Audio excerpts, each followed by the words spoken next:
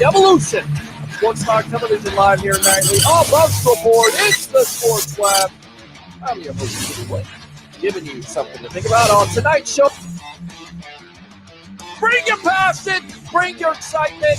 Just don't bring any nonsense.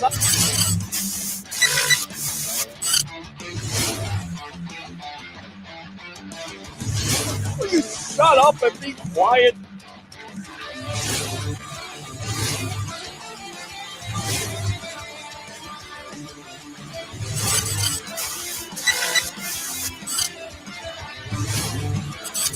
Hey guys, what's going on? Welcome back to another edition of the Evolution of Sports Talk Television here live nightly on Bucs Report. It's the Sports Web. Of course, the Advanced Auto Parts Sports Web. I'm your host, Peter Blake, giving you something to think about. And how do we start off the Sports Web on this Friday night? Bring your passion, bring your excitement. Just don't bring any nonsense. On tonight's show, we'll have ABC Action News as Mr. Dennis Phillips on about 9:10.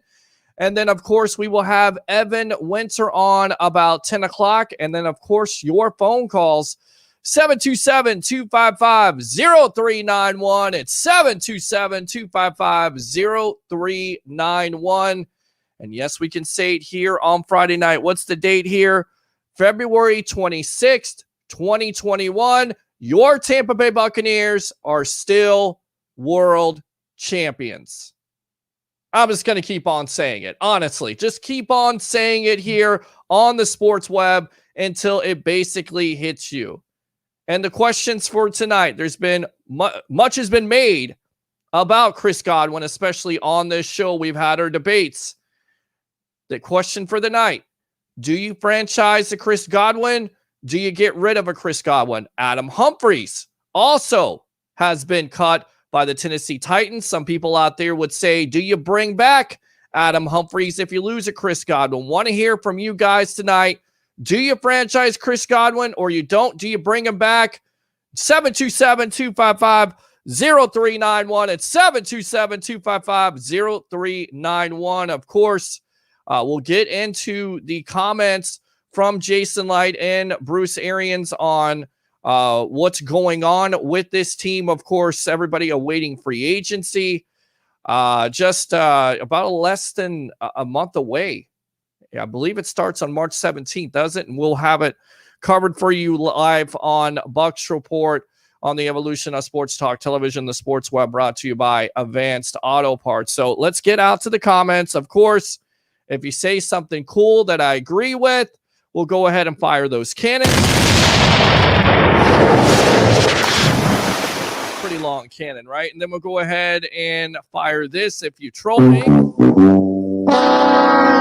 Hopefully we don't hear this tonight because I don't want to hear that. I don't want to hear that. And if you really troll me bad, because we've had people that do that, we'll do that, and then we may play this right here. Playoffs? What are we talking about? Playoffs? Right. You kidding me? Right. Playoffs? Well, we're not talking about playoffs. We're talking about your world champion Tampa Bay Buccaneers. What should they do in free agency? What are they going to do? Let's get to the latest news here, and this is from Chris Godwin on NFL Network. Yeah, I mean, the way I look at it, similar to a lot of guys, obviously we all want to have a long-term security. This is talking about the franchise tag. We all want to be able to take care of the people that we love, so that's the ideal situation. But a franchise tag is not something that I can control. If that's what keeps me here, that's what it is. And of course, he told MJ Acosta of the NFL Network on NFL Total Access, and I'll play on it and go back to war with my guys. Like I said, I love it here in Tampa. I love what we have in the building. I would love to stay. Of course, Godwin, a third-round pick from Penn State, put up some big-time numbers. He also had this to say earlier on in the week to a Pat McAfee on the Pat McAfee show. I want to be here. I love the guys on the team. I think we got something special. But at the same time, you got to consider all the possibilities out there and consider doing what's best for you and your family. The goal, obviously, is to get paid, right? But at the same time, I'm not stupid. I'm not going to put myself in a situation where I'm going to be miserable for some years to come just for a couple extra dollars. I think my happiness is paramount in all of this, and part of the happiness is winning. Of course, the franchise tag started last Tuesday, this Tuesday, actually. He would actually prefer to sign a long-term deal. This is what he told McAfee, but he will revisit it later if that's what the team decides to do. So once again, it's not like Godwin is saying, I want a long-term deal and that's it. He's been flexible about it. He's not a diva guy. So do you want him on this team? Do you think the Bucs are going to franchise him? Do you think, would you franchise him, or would you let him go? Or, of course, would you sign him to a long-term deal? Let's go out to the comments right now. We still them champs. Absolutely. Johnny says, what's up, Harry the Greek? Well, Harry's not on here tonight. He may be a little bit later. Finally out of fake book jail and can talk and post stuff. Finally, it's been 45 long days and been waiting to say the Bucs won it all. Go Bucs. Buck it up and let me go ahead and fire those right there. Brandon, I think that's fired the cannon, so we'll do it again. You gotta love it, right? Everybody's just excited about it. What's up? What's going on? Jimmy says, do you think we keep O.J. Howard?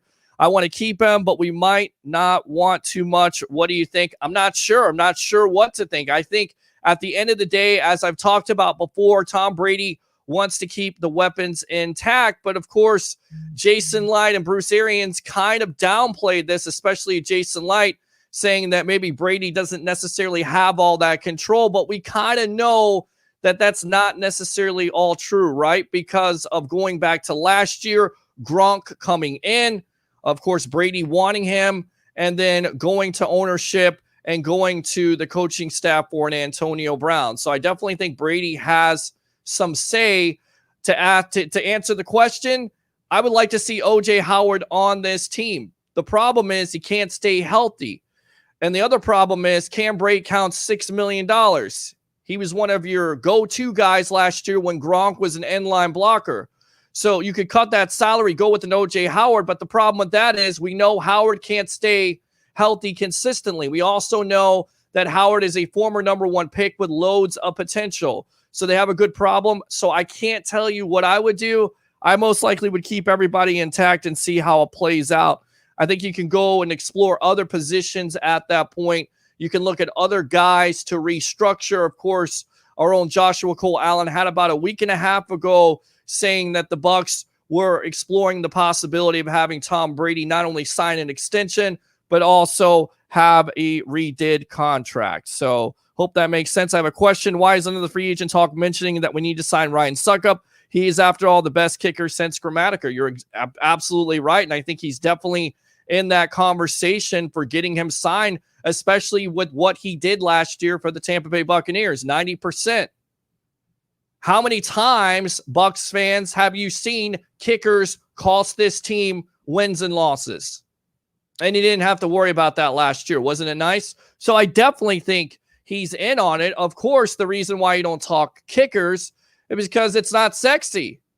It's not something you start out the show with and say, you know what, let's talk about Ryan Suckup tonight, unless you're Tampa Bay Ray Kennedy, which then, of course, you would talk throughout the whole show and make a show out of it for the next 30 minutes. But is it a possibility? Is it definitely a big-time thing to worry about or to get signed? Absolutely. I think he's one of those players that you have to bring back in order to repeat, if that makes sense. So good point. Hi, Peter. Woo! All right, I like that. So let me go ahead. Let me go out to Jimmy. Should be no reason to miss out on Godwin. Barely a couple years in the league. Very young. He has a long, great career ahead of him. He's a staple in the locker room, and we need to keep him, put him on a long-term deal. Johnny Dean, the Tampa Zoo named their baby Rhino after Gronk. Crazy thing. Can't afford to sign Godwin long-term unless he's backloaded and doesn't cost much this year. David says, keep him. Got to find out what everybody else decides before you can decide to tag or sign a long-term deal. Christopher Cole, 3-peat. I like it. Let's go out to Philip. Hey, can I get more Super Bowl stuff at that place? I posted it on my Facebook wall there. It's on Waters. Not necessarily going to give the address here on the show, but you can go look on my Facebook wall. OPLOTHL from the Twitch channel says, hi. I don't know who that is. I'm scared to ask who that is because a lot of the time it could be trolls or an advertisement. And last year we had to worry about our previous kickers beating us. Absolutely we did. So tell you what, let's go out really quick before we get out to Dennis Phillips of ABC Action News to what Coach Arians thinks about Chris Godwin here on the Evolution Sports Talk Television. Enjoy. Well, he brings so much more than targets. When you look at what he does as an outside receiver and a slot receiver, he's so unique in that regard. And then you put his blocking in there. So he's a huge part of what we do offensively. So it's more than stats. You know, it's also what the guy brings to the huddle. I think with all these guys, each and every one is so different because of what they bring into the huddle. But Chris is very, very unique. All right, welcome back to the Evolution of Sports Talk Television. It's the Sports Web, brought to you by Advanced Auto Parts for all your auto parts needs. That's Advanced Auto Parts. Let's go out to Dennis Phillips of ABC Action News and get his take on it. Dennis, welcome to the Sports Talk Television. As we can say it right now, we can continue to say it on this show. Your Tampa Bay Buccaneers are world champions. How you doing tonight? Good. How you doing? I'm doing great. And, free agency is just less than a month away. And all the talk has been about Chris Godwin, talking about how he wants to get paid long-term, but he's not going to take a couple extra dollars to be unhappy. He also goes on NFL Network and says that he wouldn't mind playing under a franchise tag, that he would still go to war with his guys. How do you see this situation playing out for the Tampa Bay Buccaneers as they're only $13 million under and they have a lot of work to do and a lot of free agents to sign? Yeah, I wonder if, even though it probably would make him unhappy, you got to wonder if they're seriously considering the franchise tag. I mean, it's so difficult, and everybody knows. I mean, you get a winning team, and then everybody wants to get paid, and I get it, right? I mean, that's why we do what we do, and it makes me wonder how they would find a way. I don't think there's any doubt that they want him back, but I just think it's all a matter about creative financing, right? And honestly, that's something that, I'm not even that knowledgeable about because there's so many subtleties about it when you're trying to get those guys fitting in under the cap. So I leave it to the experts, knowing full well that he will be back. I guess the only question is in what way, shape, or form financially, because he's going to be out there. I would be floored if he's not a Buccaneer next year. But what would you do in that situation? Would you franchise him? Would you try to sign him to a long-term deal? Or would you let him walk? I mean, here's a receiver that, like Bruce says, is a big part of your offense, not only in the slot, but also his leadership qualities and what he can do on the field with his blocking. I mean, again, 24 years old, but you have Tyler Johnson waiting in the wings. You also have Scotty Miller and possibly re-signing an Antonio Brown. And lo and behold, people are talking about Adam Humphries being cut. Is that a possibility that they could let him walk and go with the receivers they have or add some on the outside? I just don't see it. I don't see there's any way that Chris Godwin is not on this team next year. And it's not my money, so I say pay him, pay him whatever he wants. But I just do not believe that is going to be an option. I mean, AB, there, there's the issues, the off the field issues, which I know they pushed back until June or maybe even later than that. That may or may not become an issue, but the guy's in his 30s now. What is he, 31, 32, I think? Mm-hmm. So, you've got to wonder, even though he came up big when they needed him, you just have to wonder if he's really any kind. I mean, maybe Brady liked to have him back 1 year, and I just don't. I don't see, answer your question, I don't see any chance that Chris Godwin is not a Tampa Bay Buck next year. And I get it. Scotty Miller and Tyler Johnson. Tyler Johnson has, as a young receiver, and Miller also. I mean, they're both showing signs that they're going to be a really, really good receiver. But you just cannot let go of that guy for all the reasons that you said. And in my opinion, because he's a Penn State grad and I'm a Penn State alumnus, even more so, I want him on the team. Absolutely. And here's a guy that's not a diva. He doesn't have that drama that follows him. So you want players like this on your team, highly productive. And then on top of it, the thing that I've been telling a lot of people and debating it, and I get it, what they're saying is you have a lot of depth at that position.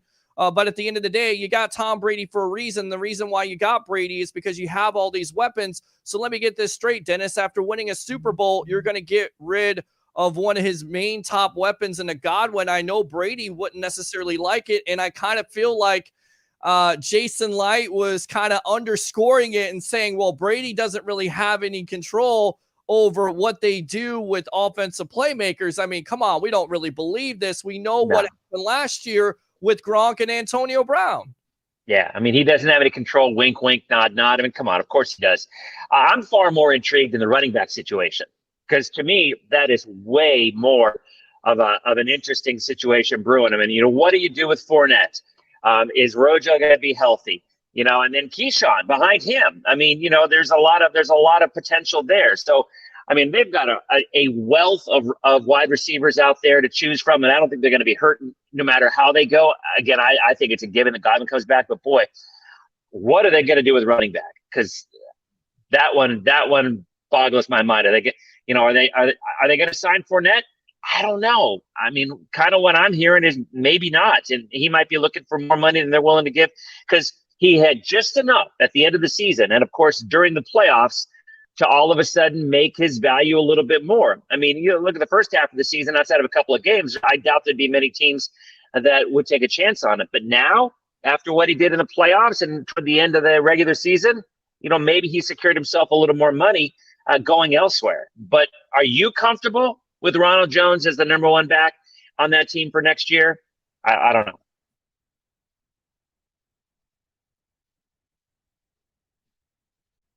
Did we lose you? Maybe we did. I definitely am comfortable with him, because as I've always said, to me, he's the – all right.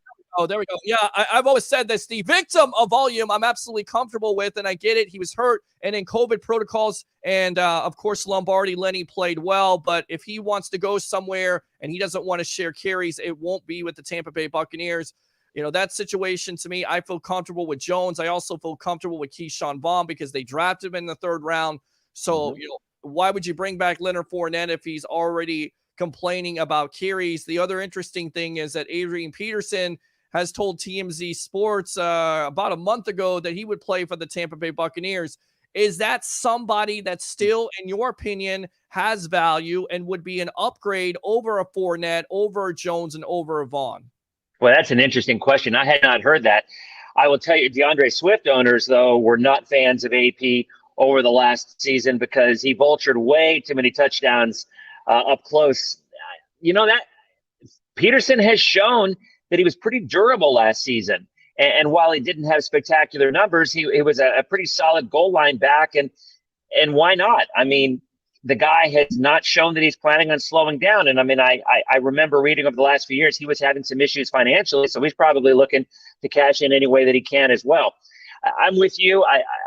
I think that Fournette probably will be somewhere else, because I think somebody will pay him, because that's just what teams do.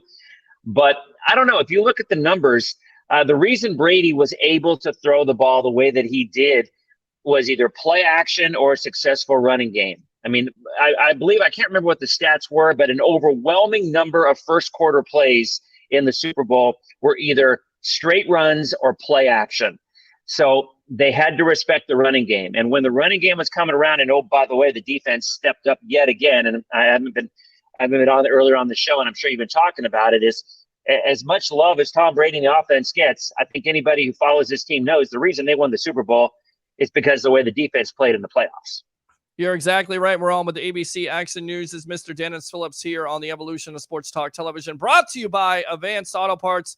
Let me go ahead, Dennis, and put you in the lobby really quick. We're going to hear from BA on how he feels they should approach free agency. And it's very interesting here. These comments, it kind of goes back and forth here, kind of makes you think, what are they thinking at this point? So stand by. Let me go out to Bruce Arians on how he thinks they should repeat as Super Bowl champions on the Evolution of Sports Talk Television. Here we go. Cleared the first hurdle, and that's that we kept our coaching staff intact, other than L, and we're happy for him. So the next thing now is to keep the players intact, keep the team intact as much as we possibly can without risking future years. So, I mean, Jason and I will work together as hard as we can to keep the core guys. I mean, we started last year saying if we could keep the defense together, we would have a chance. And we kept the defense together. Then all of a sudden we got Tom Brady, and that was icing on the cake. It led to a Super Bowl. So for me, it's still keeping the defense together. And then whatever's left, we'll score enough points. So it's a matter of, for me, keeping the defense as solid as we can. So then, Dennis, that doesn't bode well for Godwin or Rob Gronkowski. Are we looking too much into that? Is Bruce kind of game with us? Okay. That is posturing. I mean, trust me, having done what I've done for the last 30 years and dealt with many general managers over the years, that is posturing. That is a GM or a head coach in that case, crying poor and trying to say, well, I'm not so sure the business model works, or we're going to have this. And at the end of the day, they're trying to get, as any manager does, they're trying to get the most out of a player for the least amount of money that they can spend. But whatever, that almost minimized the signing of Tom Brady, which is comical. But that's what general managers do. So I don't begrudge any of them for doing it, nor do I begrudge the offensive players for saying, yeah, whatever. Just when we're ready to talk and really talk, come on to me and let's talk some real numbers instead of telling everybody what we did. I mean, the defense was great for 6 games and then was mediocre for the rest of the regular season, and then turned it on at the end of the regular season in the playoffs. But let's not kid anybody. I mean, the acquisition of Tom Brady is what put that team over the hump. So by minimizing that, it's actually kind of a comical quote the way I look at it. Yeah, I think so too. And I think a lot of people bought into it. And I had to play both sides of it. And people were saying, well, did you hear what BA said? That means they're going strictly for defense. And I'm like, look, don't take everything he says, because one minute he's talking about how good Chris Godwin is, and then the next minute he's talking about, well, Godwin may be able to get the money. We're focused on the defense. So it's like, come on, man. They're definitely playing a poker game. They're not going to give away their plan. And of course, they have a plan. They didn't necessarily want this to be just a 1-year plan. They wanted to be a 2-year plan, possibly a 3 or 4-year plan, because you've got a quarterback like Tom Brady. So talking about this defense, a lot of people mention if they franchise the Chris Godwin, they're not going to be able to sign a Shaq Barrett. In your opinion, if you do bring back a Godwin, can you still sign a Shaq? Can you still sign a Sue and a David? And I will be honest with you, that is just not my forte, knowing how the dollar, they're so creative in their financing these days. And we've all heard about, some players like Ben Roethlisberger, who's willing to take less to stay on the team. Doesn't sound like the team's interested. But the point is, there's always ways to have creative financing, especially with some of the players maybe who have been making more money, like a Gronk, like a Brady, or whatnot, to find ways to fit under the salary cap. That is their expertise. That is certainly not mine. But again, when I hear a head coach or even a general manager saying, well, I'm not so sure this and that, I just don't buy it. I don't. There are some people they're not going to be able to re-sign, no doubt, because that's the nature of the beast in any professional sports that doesn't have a massive salary cap or no salary cap at all. like baseball. But at the end of the day, there probably will be some people that they can't fit under that cap. I guess if you were to pin me down and say, would we rather lose a Barrett or a Godwin? Now, that's a really interesting question because there's a lot of depth in that offense, in those receivers, with, as you mentioned, Tyler Johnson and with Scotty Miller. So maybe there's a little more cushion and a little more depth in those receiving core than there would be in some key defensive players. And that might very well end up being what they have to decide. And that is, I'm glad that's not my job, because that's a tough one to do. From what you see, fantasy perspective, do you feel like Barrett is definitely worth breaking the bank? Because he talked about this about a month ago, saying that he wanted to break the bank. And some people were saying, well, if he wants $20 to $23 million, that'll basically price himself out. In your opinion, what you've seen from him the last couple of years, do you feel like the Bucs should sign him to a long-term deal? And could he be worth breaking the bank for? If the Bucs don't pay him, somebody probably will. I mean, that is the NFL these days. And if a team can't fit them under a cap, I think a lot of times the players really don't want to leave. Their heart is where they are, especially in Tampa, where they just won a Super Bowl. So I'm sure, given the choice, the majority of them would stay put and try to go for another one. But at the end of the day, it's about providing for their family. And I realize a lot of folks say, boy, $20 million, I could provide for my family for, $200,000 or $50,000. But that's their world. They're the best in the world at what they do. So the way I see it is, sure, they'd love to stay. But I think, bottom line, if someone else came along and offered the kind of money that the player is looking for, that loyalty goes right out the door. I mean, that's just life. So yeah. I think ultimately it's going to be really interesting, though, because you're right. He is a key component of that defense, and it does seem as though that he is what they can build that defense on, whereas you've still got Mike Evans, you've still got Miller, you've still got Johnson, you've still got, to an extent, Antonio Brown, if he stays for another year. I think, boy, that's a really tough decision. I'm glad that's the GM's decision or the head coach's and not ours, because I'm not so sure we could make that decision. Yeah, I agree, because look, they franchised Barrett for 1 year. A lot of people were worried they were going to lose him after he had the 19.5 sacks. And now, of course, he's looking to get paid. And once again, going back to the comments, who you don't necessarily take all kinds of, credence in from Bruce Arians, we got to keep this defense together. So it would lead you to believe that if that decision came down to it, they would favor a Barrett over a Godwin. And we're on with ABC Action News is Mr. Dennis Phillips. How's the weather looking this week, my friend? I mean, it's been unbelievable. Are we going to continue to have 80 degrees with no humidity? Is this going to continue in Florida? It ain't football weather, I'll tell you. It's more midsummer weather. It's baseball weather, because we're going to be 90 this weekend, and there's going to be a lot of humidity. So, yeah, I think there's going to be a lot of folks playing spike ball on the beach, or a lot of people running around out at the pool, because this weekend is this is the end of February, and we're going to be up around 90 degrees. So no rain, maybe next week, next Friday or Saturday, another front and the chance of a cool down. But no, I was wondering if I was going to hear from you, because last time we talked, and I got to give you props. I mean, I think I went 37-27 Bucs. Mm-hmm. I don't think anybody on the face of the earth thought that I said that, and then a few people said, "Oh, Dennis, I did say that they were going to hold Pat Mahomes to no touchdowns or whatever."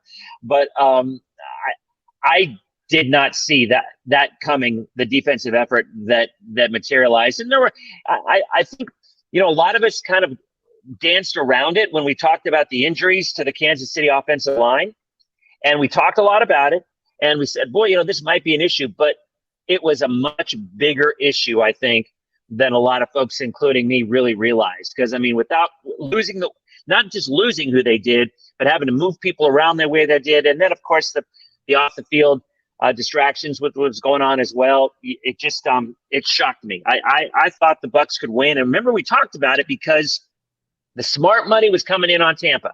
Mm-hmm. 83% of those bets out there went on Kansas City. 83% of the tickets wagered came on Kansas City. And yet the number kept coming down toward Tampa. So in other words, the big bets, the smart money, came in on the Bucs, and clearly that was the right way to go. It was the right way to go. When you look at that defensive line, and especially that back end stepping up, and namely a Devin White, and of course Levante David, big decision there to get a Levante David signed. Going back to JPP, he had surgery this week on his knee, and he had this to say: he's been playing 60 to 70% on that injury and still led the team in sacks. I mean, this guy is just a baller. I mean, just put it out there. He blew his fingers off. The way he's played, the way he's handled this whole situation with having, less fingers than everybody else and thinking that he's going to basically take a downturn. Big time mistake by the New York Giants for getting rid of him for a 3rd-round pick. Talk about him and his play. Any concern about him next year, or will he continue to do JPP, what JPP does, which is basically be a gamer? Yeah, I think, honestly, he had a lot to prove. You're right. When the Giants let him go, I mean, a local guy anyway, at least in terms of USF. And, that coming home in a sense to play was obviously got to be a motivation for him. But at the end of the day, I think he kind of had a chip on his shoulder to prove to all the naysayers that I can still play. Now, he doesn't have to prove that anymore. And that's going to be a really good question. I don't know what how his contract is structured, but after you've come back and you've shown that you can back up every single thing that you say, then a lot of times it boils down to your longevity and how long are you going to be able to continue to get those paychecks coming in for your family. I do want to mention here, I'm just looking at the now we're talking about next year. I was looking at the live current odds of the Super Bowl for next year. Mm-hmm. Kansas City is the first choice at plus 550. But the Bucs and the Packers are tied at second choice at plus 900, with the Bills plus 1,200. So I kind of thought the Bucs. I'm surprised that they are the second choice. I had a feeling maybe that there would be kind of that. Well, they did it once; they're not going to be able to do it again. At least according to the Vegas lines I'm looking at right here, them and the Packers are behind the Chiefs. The Chiefs are still the odds-on favorite to come back next year and take it. So. There we go. It sounds like we're in for another exciting ride next year too, right? Absolutely. I mean, you would think the Packers would definitely be in that conversation, but of course the Seattle Seahawks, you would also think would be in the conversation. But Russell Wilson, who's their quarterback going to be? Right. I mean, is he asking for a trade? Is he not asking for a trade? Dallas has been mentioned. The New Orleans Saints. I mean, what do you make of that situation? In your opinion, do you think Russell Wilson gets traded out of Seattle? And if you're a team like the Saints or, of course, the Dallas Cowboys, instead of signing a Dak Prescott or franchising him, if you will, would you go all in for a Russell Wilson? And do you think Wilson makes one of those teams not only playoff competitive, but a Super Bowl contender? Yeah, maybe the Saints. I'm obviously not sold on Jameis or Taysom Hill as someone to replace Drew Brees, but Dak Prescott, no way. Before Dak got injured, his numbers were insane. I mean, his numbers were the best of the best out there. And obviously they're saying that with the ankle, it's all healed now. It's going to be fine going into the upcoming season. I don't see how they do not sign that man to a long-term contract. I am not a Cowboys fan, so I don't have any allegiance toward him or any other player on that team. But, I mean, come on. Russell Wilson, it's a really interesting situation because if you remember the first 5 or 6 games of the season, he was just nails. I mean, but then the defenses started to adjust and they started to take away the long ball from DK Metcalf. And that really, and they didn't have much of a running game because Chris Carson was hurt. And Rashard Penny hadn't really done a lot either. So, which, by the way, I think Rashard Penny actually might turn out to be a pretty nice sleeper for next year. But you've got Russell Wilson, who all of a sudden was not throwing the ball underneath. He continued to pump that ball deep, and the defenses were taking it away from him, and his production went straight down the tank for the last 4, 5, 6 weeks of the season. So I'm starting to wonder, is that inherently an issue with Russell as opposed to coaching? I don't know the answer, but it's been happening now for a couple of straight years where he's lights out early in the season, first 8 games, and then the last 8, he just tanks. So I think he's posturing too. I think they're just, a lot of it's the agents that are putting the words out there. I cannot fathom him going to Dallas, but I do think New Orleans, I can't imagine New Orleans is completely sold on Jameis as their guy. And I know there might be a combination of Taysom Hill and Jameis. And if that's the case, then you're not real fond of Alvin Kamara with that, because if you look at Kamara's numbers when Taysom Hill was in there, he was not scoring touchdowns. He was not the same Alvin Kamara that he was when Drew Brees was in there. Yeah, you're exactly right. And they have their cap problems, and Drew Brees hasn't basically retired yet. So you don't know what he's going to do, but you assume he's going to. And with Russell Wilson, it's been said that basically how you start this conversation, Dennis, is 3 first-round picks. In your opinion, is Wilson worth 3 first-round picks? And the team that I'm looking at here should be the Miami Dolphins. You have Tua, who they drafted. You're not sure about. They should have never taken out Fitzpatrick. You can basically push the reset like you did with Kyler Murray in Arizona. You get a Russell Wilson, and basically, to me, you're in that Super Bowl conversation because you already have the defense. You just need to get him a couple playmakers. First and foremost, 3 first-round picks for a Russell Wilson. Are you doing that if you're a general manager? And how about the Miami Dolphins or another team we're not talking about that would definitely benefit from Wilson's services? I'm sitting there. I just Googled it. Russell Wilson is 32 years old. No way. You do not, and I know Tom Brady, I get it, but I do not think a 32-year-old quarterback is worth 3 first-round draft choices. I just don't. Now, it's interesting you bring up the Dolphins because Tua, they clearly had a quick hook on him earlier this year. You have to wonder if maybe they regretted that draft pick in the first place. In my opinion, I think if Russell Wilson were to go anywhere, first of all, I just don't think he's going to. I just don't. I think he's going to stay put. But I think here's what I do think, what I would love to see happen. Wouldn't it be awesome if Fitzpatrick goes to the Patriots and then he ends up playing for every single AFC East team? He ends up being the starting quarterback for that point in time. And the guy's been good the last couple of years. Yeah. He's found a way to get it done. I would love to see that. I love to see it too. And I still think he can play in this league. And I think it was a big time mistake for the Dolphins to put in a Tua. I get it. You want to get him some time. But at that point, you're in playoff contention. You have a defense that's playing out of their minds. In fact, that defense is leading you to victories more than Tua. So if it's not Wilson, for me, it's Deshaun Watson. What you hear this week or last week that he met with new coach David Culley, who, of course, coached with the Buccaneers under Sam Weish a long, long time ago, as my good friend Pat Yasinskis would remind me, as a wide receiver coach, and basically walked out and said, look, I don't want any part of this. Why are the Texans dragging their feet on trading a Watson who has clearly shown that basically he does not want to be there? Why not go to the Miami Dolphins or the Carolina Panthers, who seem like they could be in contention with trading a Christian McCaffrey and a couple picks for a Watson? And in your opinion, is a Watson worth 3 first-round picks and players? Yeah. Now that's another story. It depends which picks we're talking about with Carolina. Their GM has made it really clear that he wants to wheel and deal. He was in on the Matt Stafford trade. Didn't happen with him, obviously, went out west, but he was in on that conversation. 3 picks is a lot, and I was hearing 3 picks plus CMC, which is seemingly ludicrous. In fact, I think it probably is. But, boy, you got to like the connection, because how far is Clemson from where the Carolina Panthers play? Right. I mean, you've got a guy who was just a god in college. I'm sure right now there's still just as many people walking around with Deshaun Watson jerseys from Clemson than anybody else on the Carolina Panthers. So not only would you get a quarterback who would make that team better, talk about from a standpoint of selling tickets and merch and everything else. Now that is something I think you can have the conversation with. I think 3 first rounders for Deshaun Watson, maybe. Add CMC, I don't think so. But I think if there's any quarterback out there with the situation of geographically where he is, where he went to college, he's still young enough, that would be something that might make, because Teddy Bridgewater certainly isn't going to get it done. And they obviously were in on Stafford. So they want somebody else. It's just and the whole thing about Houston, it's kind of crazy because, they let Watson, they let him go. They said, you know what? You've served your time. We want you to be happy and go chase a ring. And they let him go. So why is Deshaun any different? I mean, I get it because TJ's old.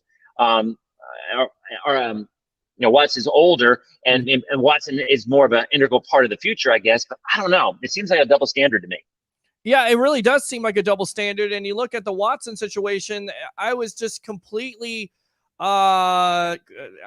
confused of why Watson would sign that contract extension in the first place when you get rid of one of his biggest weapons in a DeAndre Hopkins. Now you talk about a JJ Watt. talk was $15 to $16 million. A team out there is willing to pay it. You got Cleveland, Buffalo, possibly Green Bay in the mix, and the Tennessee Titans. In your opinion, is Watt worth $15 or $16 million with his body of work the last couple of years?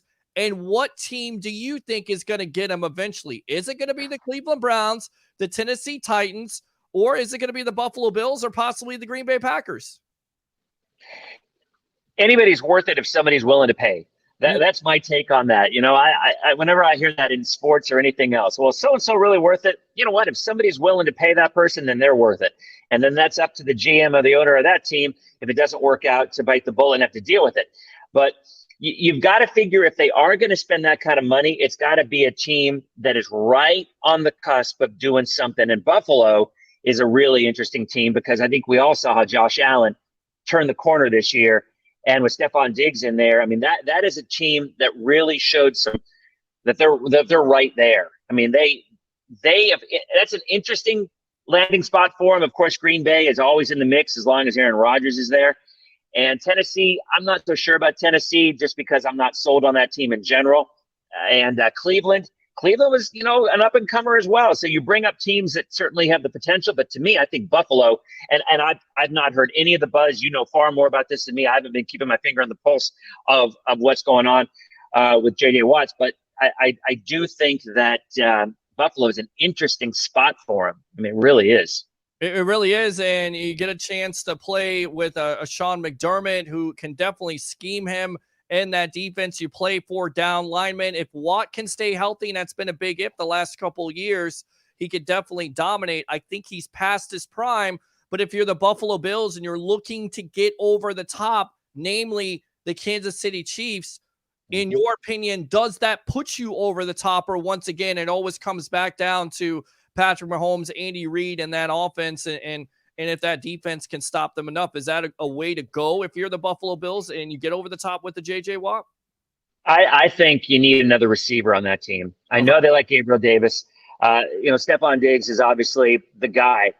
Their running back situation was kind of mediocre, surprisingly. I mean, Singletary was nothing much, and Zach Moss, you know, they were expecting quite a bit more from him than he actually got, which is surprising that they weren't able to run, because as much as Allen was able to run and as much as he was airing it out the whole time, you would think there would be way more holes open up for that running game. But I just feel like they maybe need one more important piece. And again, maybe Davis is going to be the guy, but I do think adding to that defense is great. But to me, I'd rather see another offensive piece in place if they're gonna go with somebody. And you were talking about Tua earlier. I was just thinking about this back in Miami.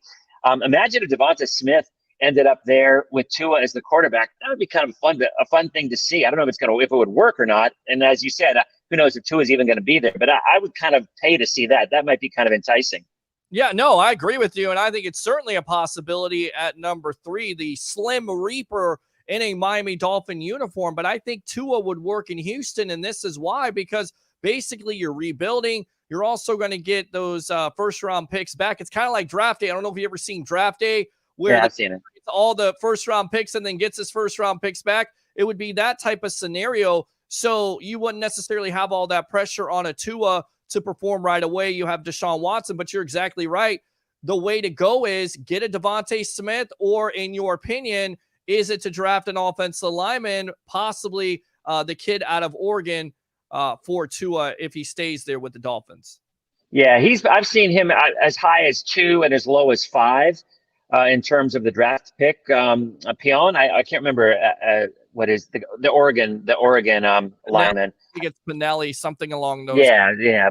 But I mean, everybody's high on him.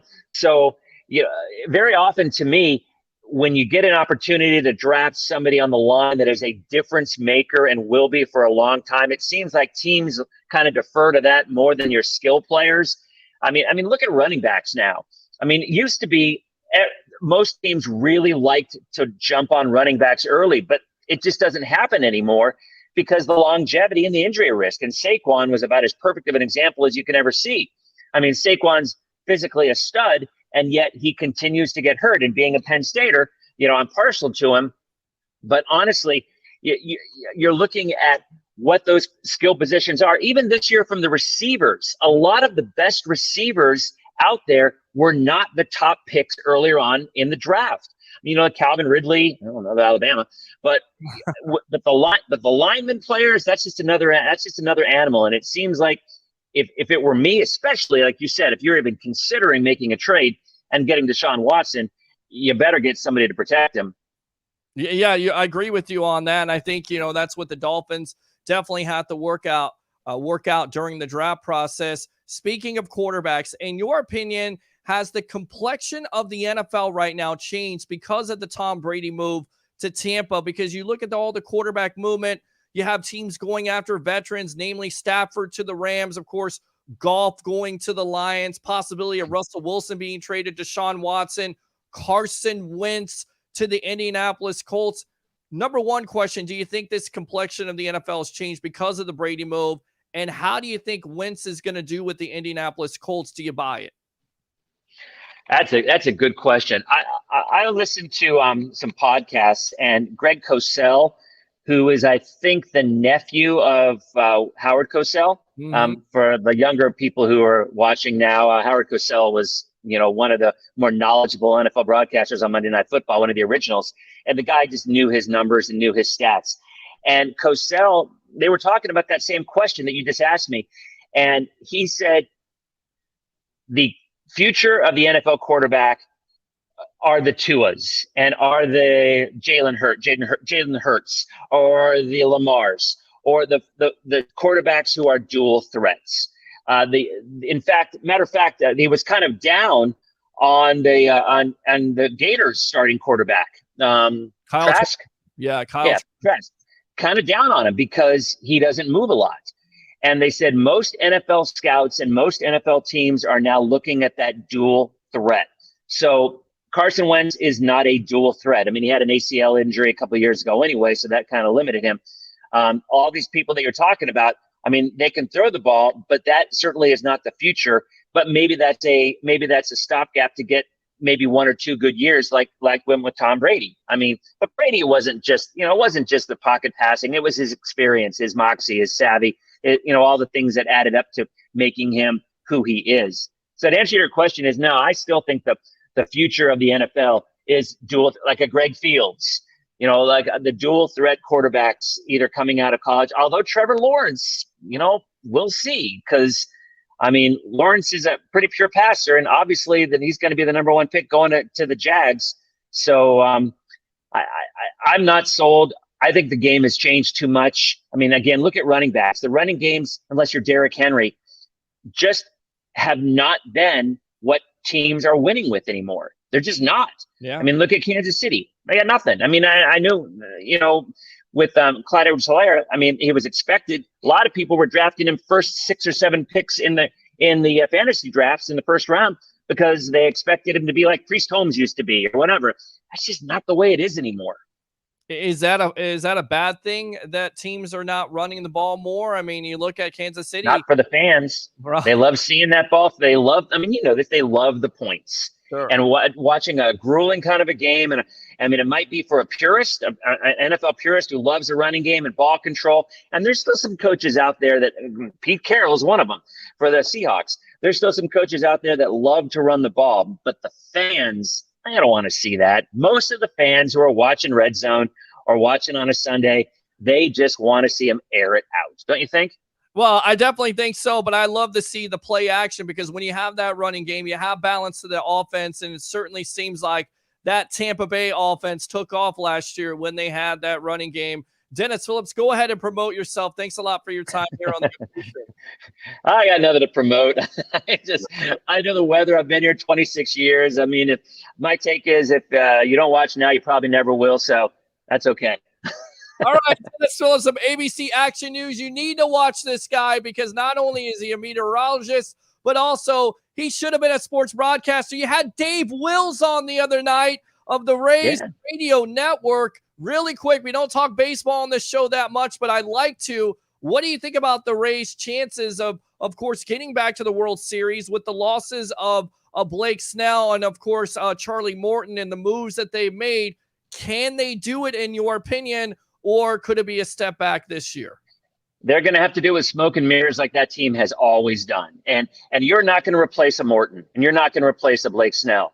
But what they're hoping to do is find 3 or 4 guys that can do the same type of thing, and instead of having 2 studs, having 4 guys that can fill the roles. And that's what the Rays have always done. We all know this. I mean, that's the way this team has had to operate, because they don't have the capital, because they haven't had enough people in the stands. I mean, we've heard it for years and years and years. But the reality of it is, last year, before that team made the playoffs, I'd be willing to bet 95% of the people in the Bay Area could only name 1 or maybe 2 players on that roster, because they were a bunch of no-names that fit together really, really well. And, you've got Randy Arozarena, and, you have Kevin, which no one knew anything about him. Kiermaier, people knew because he'd been there for quite a while. So I think it's hard to imagine that this team is going to do back-to-back years with all the talent out there. But I think it's certainly feasible that, their goal is to make the playoffs. And if you happen to have a hot team in the playoffs, and who knows what's going to happen, just like a hot goaltender in Stanley Cup, just like a hot defense or a hot quarterback in the NFL, if things come at the right time, then they can step up. But I don't know, as much of a Rays fan as I am, I certainly think with the wild card setup, they could make the playoffs, but it's hard to imagine that they're going to find a way to the series again. But that's why they play them, and apparently they're going to play all 162. That's the plan. So we'll get a full season of baseball. In fact, the Rays spring training games start this Sunday. So in 2 days, it starts off. Yeah, and that's amazing. A baseball season is back. You get also an opportunity not only to see a Randy Arozarena, but also possibly a Wander Franco in like the top prospects. So I'm going to watch the Rays. I'm going to see what happens. Really disappointed with them getting rid of the pitchers, but that's the Rays way. And that's our way here on the Evolution of Sports Talk Television, the Sports Web, brought to you by Advanced Auto Parts. We get Dennis Phillips on here. He talks sports. He doesn't just talk weather here on live on Bucs Report. Thanks a lot for your time, my friend. Take care. See you guys. All right, good stuff there, Mr. Dennis Phillips, who, once again, I keep on saying it, he misses calling because not only is he a great meteorologist, but he's a great sports broadcaster. So let's hear from you guys. 727-255-0391. It's 727-255-0391. Let's go back out to the webheads here. Read these comments. Last year, we had to worry about our previous kickers beating us. Agree with that. Let's go out to Winifred. The Bucs should keep what they got because if it's not broken, don't fix it. I agree with that. But the problem is the fact of the matter, you have a salary cap and you're only $13 million under. Now, that's not to say it can't change if you redo contracts like a Tom Brady, like a JPP, like an Ali Marpet, like a Mike Evans, which we talked about on this show, and our own Joshua Cole Allen for Bucs Report has covered. There's a possibility that you could free up another $30 or $40 million. But of course, Mike Greenberg and a Jason Light, they have work to do. So you like to keep everybody. You like to keep 5 or 6 guys, which is what Bruce Arians has talked about in this offseason. Keeping 5 or 6 guys, 5 or 6 top free agents. All right, let's read these comments. We didn't really have to worry about our previous kickers beating us because we know they sucked. Jimmy says most teams have a steady wide receiver 1 or 2 already. Not a lot of teams are searching for wide receivers anymore because there's so many great ones out there. It's a take your pick type of league now, but Godwin is definitely worth what he's going to get. And again, the franchise tag is what, 16.8? The question for the fans tonight, would you franchise him? Do you want to see the Bucs franchise him? Should the Bucs franchise him? Do you want to sign him to a long-term deal? Or do you want to let him walk? 727-255-0391 and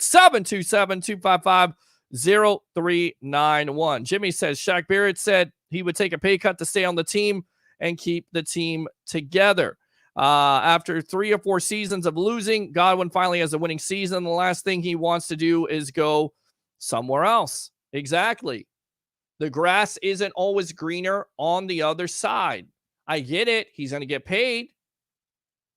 There's various websites out there that project Godwin to get $90 million from the Indianapolis Colts and Carson Wentz. All right, let's go out to Curtis. Curtis, welcome to the Evolution. You're leading it off tonight here on the Evolution of Sports Talk Television, brought to you by Advanced Auto Parts. What do you have to say?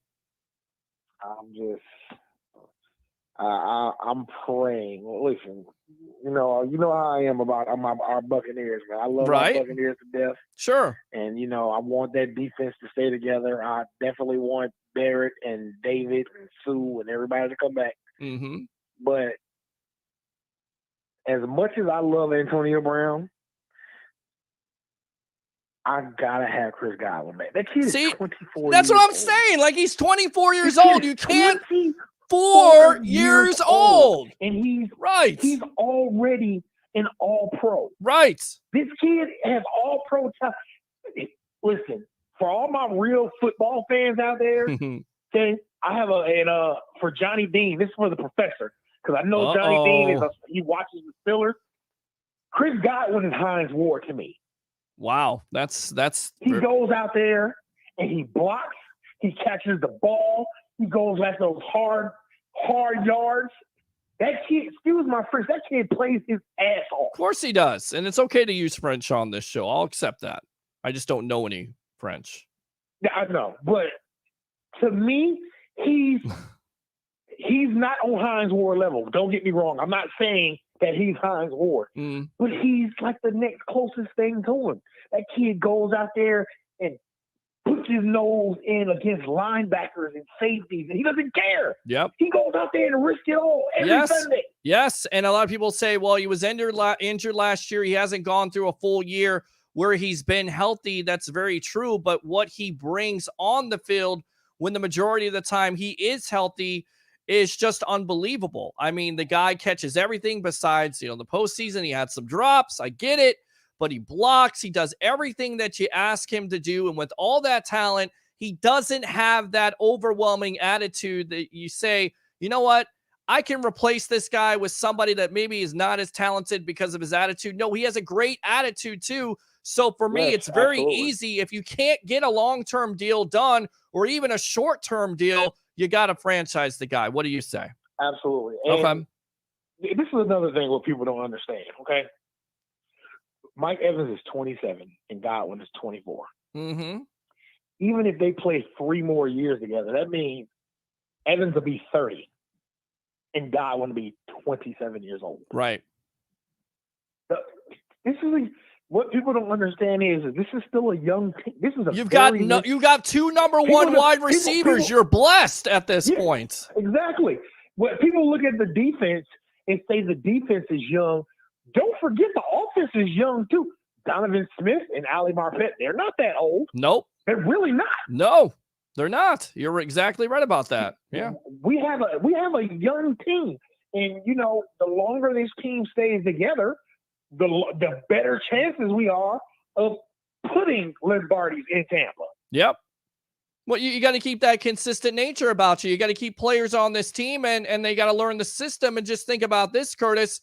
With Brady, even though he's not going to see any practice time, according to BA and his presser, until June, he's going to have an opportunity to once again look at that playbook and get even more comfortable with it. He's going to have even more chemistry with players like a Godwin and an Evans, and of course, Antonio Brown if he comes back, and a Scotty Miller, and even a Tyler Johnson, and all those young players that missed out on those 400 reps, my friend, are going to get those reps back in this offseason. I mean, what isn't Jensen is the oldest person on the offensive line? How old is Jensen? Jensen's like 30. Yeah, 31, 31 years old. Yeah, still relatively young. Exactly. Yeah. So exactly. Ronald Jones isn't even 25 years old. Yeah. Leonard Fournette isn't even 27 years old. Yeah. And I know there's a chance that we're not going to re-sign all these players because of the money, but we have a juggernaut. We really do. And it's scary to understand that our offense started clicking after our bye week. Yeah. And going into next season with your quarterback having a year under the belt, and then your receivers having another year under the belt with the quarterback, and then the running back having another year under the belt, and the offensive line. It's scary how good this offense really could be. Yeah, it really is scary, and you keep everybody together, and you know that Tom Brady is going to keep everybody focused, and the coaching staff is all intact besides the Randall L. who, went to the Lions. Good luck to him. I don't know why you would go to the Lions besides an opportunity. That's a graveyard for coaches and players alike. Also fans, I feel bad for you Lions fans. But at the end of the day, you're exactly right. Most likely it was talked about by BA in that presser. You keep most of your coaching staff intact. Now you have to see what players you're going to bring back, the core players, and we're going to find out here eventually. And listen, I'm going to get a little emotional right now. Sure, get emotional. I like it. Me being from Omaha, Nebraska, if we don't sign Levante David, I'm going to cry. Okay, I'm going to let y'all know that right now on in the public. If we don't sign Levante David back, I'm going to cry. Is that a player that you're worried about moving on, in your opinion? If you sign a Godwin and a Barrett, is that a player that, look, he may not necessarily take that hometown discount, and there may be a bad team out there that wants to overpay for not only his resume, but also his leadership? Is that a possibility? I think that somebody is going to offer him something big. Okay. But I think the person that he is, Levante doesn't really care about money. He cares about winning, playing the game. Correct. And I think that him and that brotherhood between him and Devin White, I think he's going to do whatever he can to stay here with Devin. Well, sure. And if you think about it, if you lose David, does that not kind of curtail, if you will, the development of a Devin White? And aren't you kind of worried about that? Because then that becomes a big time need. Now you're going to have to replace a Levante David. And that's not an easy thing to do, my friend. No, not at all. And, that's another thing, what people need to be nervous about because, don't get me wrong, Devin White, listen, people need to understand that Devin White and Levante David are the quarterbacks of that defense. Sure. Those guys can run with anybody. Yeah. It's scary to watch those guys run sideline to sideline. Because, it's a reason why they were able to beat the Kansas City Chiefs and other teams out there that were supposedly explosive. Alvin Kamara got shut down in the playoffs. Right. And you look at the tight end matchup, a lot of questions about Devin White and his coverage. You saw Levante David and his coverage on a Travis Kelce. You look back at it, he was stuck on him. He was playing that stick coverage, if you will. I believe that's what Ricky Reynolds, former Bucs, said stuck, I think it is, or stick coverage on him. And I love it now. I love it now that Devin White is getting all the recognition. Yeah, it's nice now, but people who are Bucs fans or whatever, us watching Devin White all year, you're like, y'all been missing this kid all year since last year. Yeah, the kid has been straight balling his whole career. Agree. Absolutely. So you franchise Chris Godwin, you bring him back no matter what, even if you possibly lose a Shaq Barrett. Shaq or Godwin. See, and that's the thing. Like, to me, honestly, I gotta have Barrett. I gotta have Godwin. I even have to have. I gotta have David, and I gotta have Sue. Okay. I say those four right there. You have to do whatever you can to get those four back. Okay. Well, we'll definitely see what happens. Again, going back to the comments from BA, to go for two, we got to keep our guys. We got to keep our guys. None of them want to leave, but it's a business. Ownership, I think, is going to give us enough money, and that's key with the ownership. With him saying ownership is going to give us enough money, what does that mean, Bucs fans? The Glazers, once again, are all in, and they're going to do whatever it takes to win another championship. We're in good cap. I think we're going to,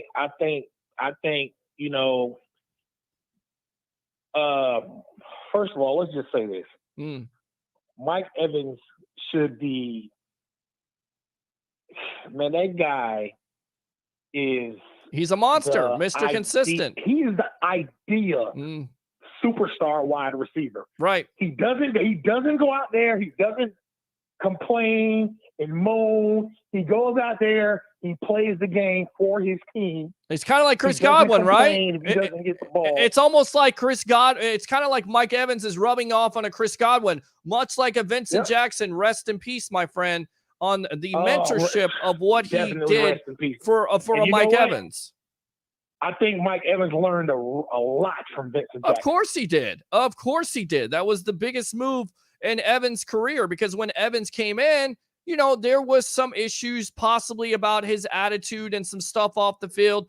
I had some question marks about it, but when you get under a true professional like a Mr. Jackson, who's able to mentor you, show you how to be professional, show you how to play the game and play the game right, that rubbed off on Evans. That's why Evans has been so consistent and, of course, is going to be in that Hall of Fame conversation now with just that record last year of surpassing Randy Moss with being the only wide receiver. He doesn't even think about it. He doesn't even care about it. Yeah, nope, he doesn't. Well, he cares. He just doesn't care as much. What I love about this guy is, right. You hear people talk about Julio Jones and OBJ and, all these other guys. Man, he doesn't care about any of that. Nope. He puts his head down, and he goes to work. And he plays injured. That's what you have to love about Mike Evans. Sure. He's gonna sacrifice it all for the team. Absolutely. And, that's what people don't understand about this team either. Like, yes, we had a lot of superstar talent on our team, but everybody didn't care about their numbers or any of that stuff because it was about that Lombardi, and that's all it was about. That's all it's about. It's about winning at that end of the day. And, Chris Godwin had some comments about Tom Brady, which we'll get to a little bit about Tom Brady and his impact on that team this year. You remember when Godwin gave Brady his number, Brady was like, "How about a Super Bowl ring?" Right. It's like, how could you not trade a number for a Super Bowl ring? I mean, I'll give you my number at the drop of a dime for a ring. Right. And if Brady goes to Chris Godwin again and goes, "Look, re-sign for a little bit less money so we can get all these guys back and I'll get you another Super Bowl ring," you think Godwin would do it? Hell yeah, he would do it. Of course he would do it. Because here's the thing. This is what people don't understand. Like I said, Chris Godwin is 24 years old. Yep. Even if he, let's say he's not going to do it, but let's say he took $10 million to play for the Bucs this year. Mm-hmm. And it was a 1-year contract. And then he re-signed. He re-signed for the 1 year. We win another Super Bowl. He can go cash in anywhere he wants to. Sure he does. Or you just backload the deal. You get him to a long-term deal. You backload it and all those incentives and all that money. I just don't want him to be like, right. I just don't want him to be like other receivers who have, good careers here, and then they go places for the money, and then we don't hear from them anymore. Yeah. I agree. Because that kid is too talented to be out there in the BS. Mm-hmm. And I've been watching that kid since his game winner against New Orleans, his rookie season. Yeah. When Jameis hit him in the right end zone, in the corner of the right end zone to beat New Orleans, the last game of the season. Yeah. That kid had a game winner. And that's the reason. That's the reason why you don't get a Nelson. And at the time, I was disappointed at Quentin Nelson, or of course the defensive end that eventually went to the Denver Broncos. Instead, you get a Vita Vea, but a pretty good consolation prize. And you're exactly right. And that absolutely irritated Sean Payton with, that throw by Winston to Godwin at the end of the game to win it, because they were still trying to win games. They weren't trying to lose. They weren't trying to mill it in. And that right there, it showed you the reason why allow a Deshaun Jackson to walk, because even though he's semi-talented, you're taking away you're taking away repetition from Chris Godwin, who's a future superstar. Absolutely, and I think they saw the maturity and the things inside of him, and that was another reason they let. Well, don't nobody want to pay Mr. I take plays off anyway. So, well, he's cut now. He's not even playing in the league, so we'll see if he gets picked up again. He's not going to retire, man. He's done. Adam Humphries, you okay if you lose a Godwin and you bring back an Antonio Brown and Adam Humphries? And you know how sad I was about losing Adam Humphries, because I loved that guy. Sure. Highly productive wide receiver, goes to the Titans for big money, supposedly considers the New England Patriots, but settles on the Titans and is not as productive. Why? Because he doesn't fit in the system.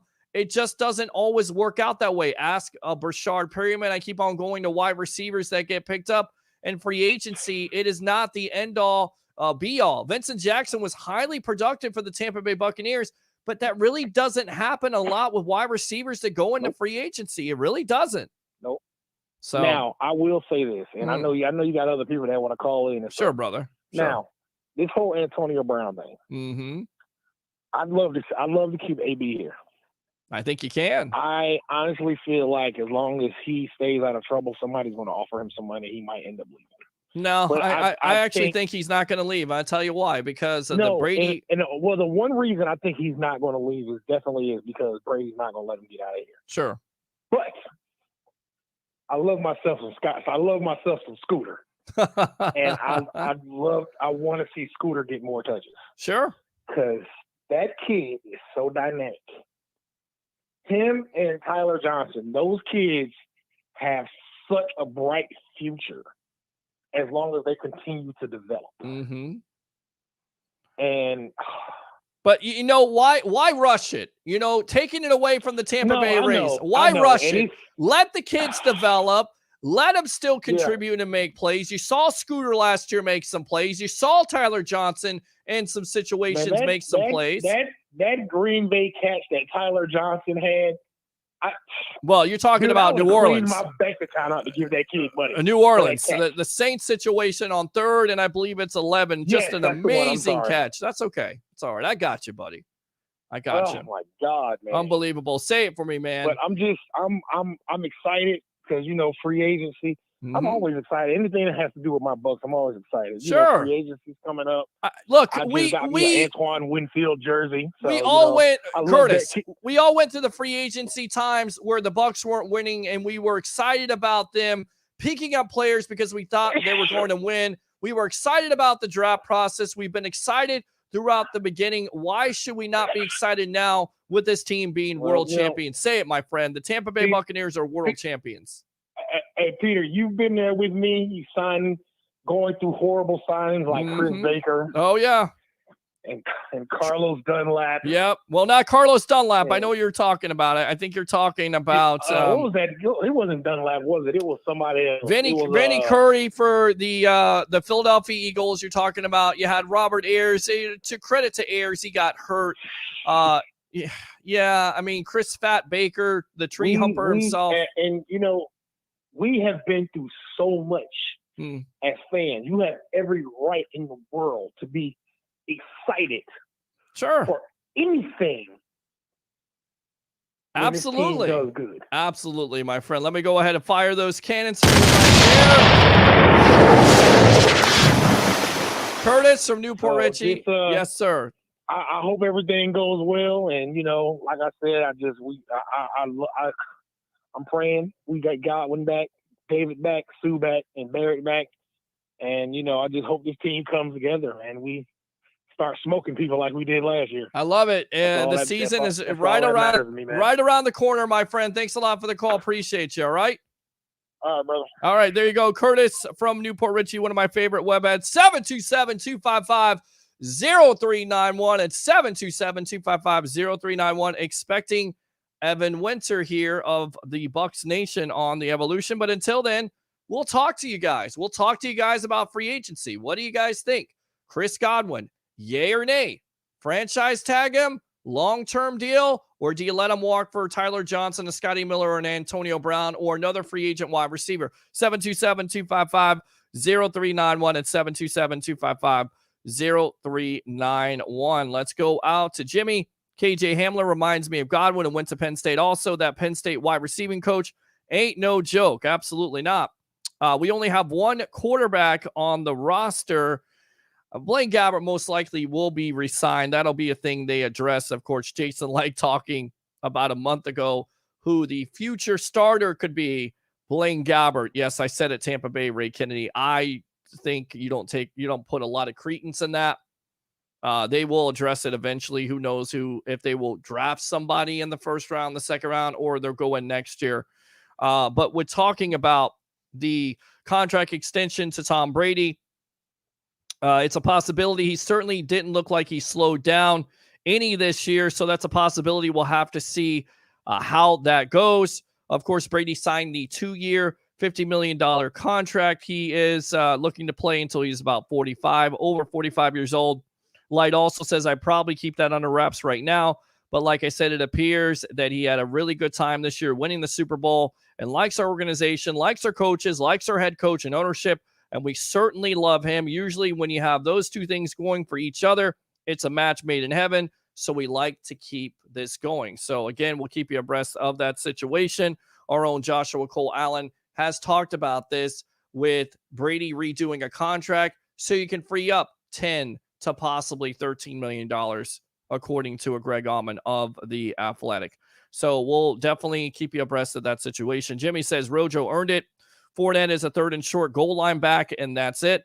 I agree. The victim of volume and a Ronald Jones should be your number one back, but that's not to say they can't go after somebody else. They can't go after James White or an Adrian Peterson. Would you like to see them do that? Should they get rid of a Leonard Fournette? Are you okay with getting rid of a Leonard Fournette? Somebody told me off here today, you franchise him. You're going to franchise a running back that's not Derrick Henry? Not me, buddy. Not me. Not in a million years. So Fournette leaves. If Lombardi-Lenny decides to leave, good for him, because I know he wants to be a bell cow runner somewhere. I'm just not sure if it's going to be with the Tampa Bay Buccaneers. J.K. Dobbins is a very special back. This guy is going to make some changes. I like J.K. Dobbins for the Baltimore Ravens out of the Ohio State University. Of course, I say make those guys a decent but not overwhelming offer. If they don't want it, then you can go somewhere like the Jets and get paid, but only win 3 games, right? Just in the season. Sorry, Jacob Charnow of the Hard Count Football Podcast, which, of course, can be seen and heard here on Tuesday nights at 7 o'clock live on Bucs Report. Big-time Jets fan, and a lot of people saying, you know, if you want to go somewhere where you're going to get the money, that's where you go. You go to the New York Jets. But why do you go to the New York Jets? Because they have all the money to overpay. Because they are so bad. They're not going to be in playoff contention. They're not going to be in Super Bowl contention, even with the new coach. But you know where you come from with the Tampa Bay Buccaneers. You know you have Tom Brady. You know you have all these weapons. You know you have the coaching staff here. Gronk won't play unless he's with Brady. Agree. Christopher Cole, players have limited number of years to make money because they're just one play away from being injured or disabled. Agree with that? That's why a lot of people say, well, you know, it's kind of unfair for you to feel the way you do, Pete, about Chris Godwin going somewhere else. But at the end of the day, I've always been like this. Godwin gives you the best chance to win. If he takes a little bit less money or you get a little bit close to it, I think he can get it done. I don't want to see him be a number one wide receiver somewhere else. I don't want to see it. I don't want to hear about a future Buccaneer putting up numbers that he could with this team. Is that fair? Who wants to see that? Oh, I'm happy for him. Great. I mean, that's not what you want to see. You want to see the best players in a Tampa Bay Buccaneer uniform. To me, that is Chris Godwin. So I understand that point. You're exactly right. Brady and JPP are both going to fill those hands with rings at the same time. Says Willow, Christopher Cole, Saints can't afford Wilson. That has been talked about. Again, that's one of his teams of destination. Not only that, the Dallas Cowboys, the Las Vegas Raiders with John Gruden. How would that work out? I mean, they have the weapons. They have the offensive line. Would that be interesting to you? A Henry Ruggs and a Russell Wilson? Goodness gracious. Saints are way over the cap. They always are. Willow says, what about Wilson to Vegas? Absolutely. We talked about it. Josh Jacobs at running back. Wouldn't that make sense? I mean, that's what you hear from the Athletic article. And thanks to Tampa Bay Ray Kennedy, best of the Bay, for getting me that article, just perusing it, Leo word, of some of the demands. And basically, Wilson not being able to control what he wants. You see? That's why I bring up Tom Brady going to the Tampa Bay Buccaneers. Here's a veteran quarterback that you thought would never leave the New England Patriots and goes to the Bucs. Well, then everything's changed. Everything is completely changed. Now there's all kinds of quarterback movement. Now there's respective NFL teams trying to get a veteran quarterback because you're trying to win now. Because it worked in Tampa. The NFL is an emulation league, which means it's a copycat. But also Brady had control over what he wanted this roster to look like. Make no mistake about it. I don't know why somebody is calling me on Messenger. Don't know why that's happening. That's not a good idea because I'm not going to answer. I mean, you call the phone line, 727-255-0391. I'll answer the phone. But it comes down to this. Quarterbacks want control. They do. That's a new thing. Maybe it's not a new thing. Maybe it's a thing that's always been there, but now it's been publicized about. Quarterbacks around the league, they see a Brady. When he went to the team and he said, I wanted Rob Gronkowski, they went out and traded for him. When he said, I wanted Antonio Brown, they went out and got him. I don't believe the notion that he didn't know Leonard Fournette was going to be in that building. Guess what? Most likely he did somewhere.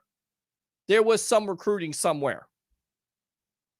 Brady's controlling what players are coming on this team. Russell Wilson wants the same type of power. He feels like he is a franchise quarterback. You're a franchise quarterback. You're all in. You're making the most money in the NFL. You deserve to have some type of say in what the team is buying. And he didn't have that. So he's disappointed. You hear from one source of The Athletic that he's asked for a trade. You hear from Adam Schefter who says he hasn't. But he's listed teams. So imagine that. You're saying you're with somebody, but then you're saying, I would be with this person and this person too. Something's not right there. It's not all unicorns and rainbows with the Seattle Seahawks, right? And we know that Deshaun Watson wants out. And for some unknown reason, the Houston Texans won't give him his way because he's a bona fide superstar and he's absolutely worth 3 first-round picks. And he went to the ownership and he went to the coaching staff, especially to the GM and to the ownership and said, this is what I want done. And you know what they said? Okay, cool. We listened to it. Now we're going to do our own thing. Well, look, I'm your franchise quarterback.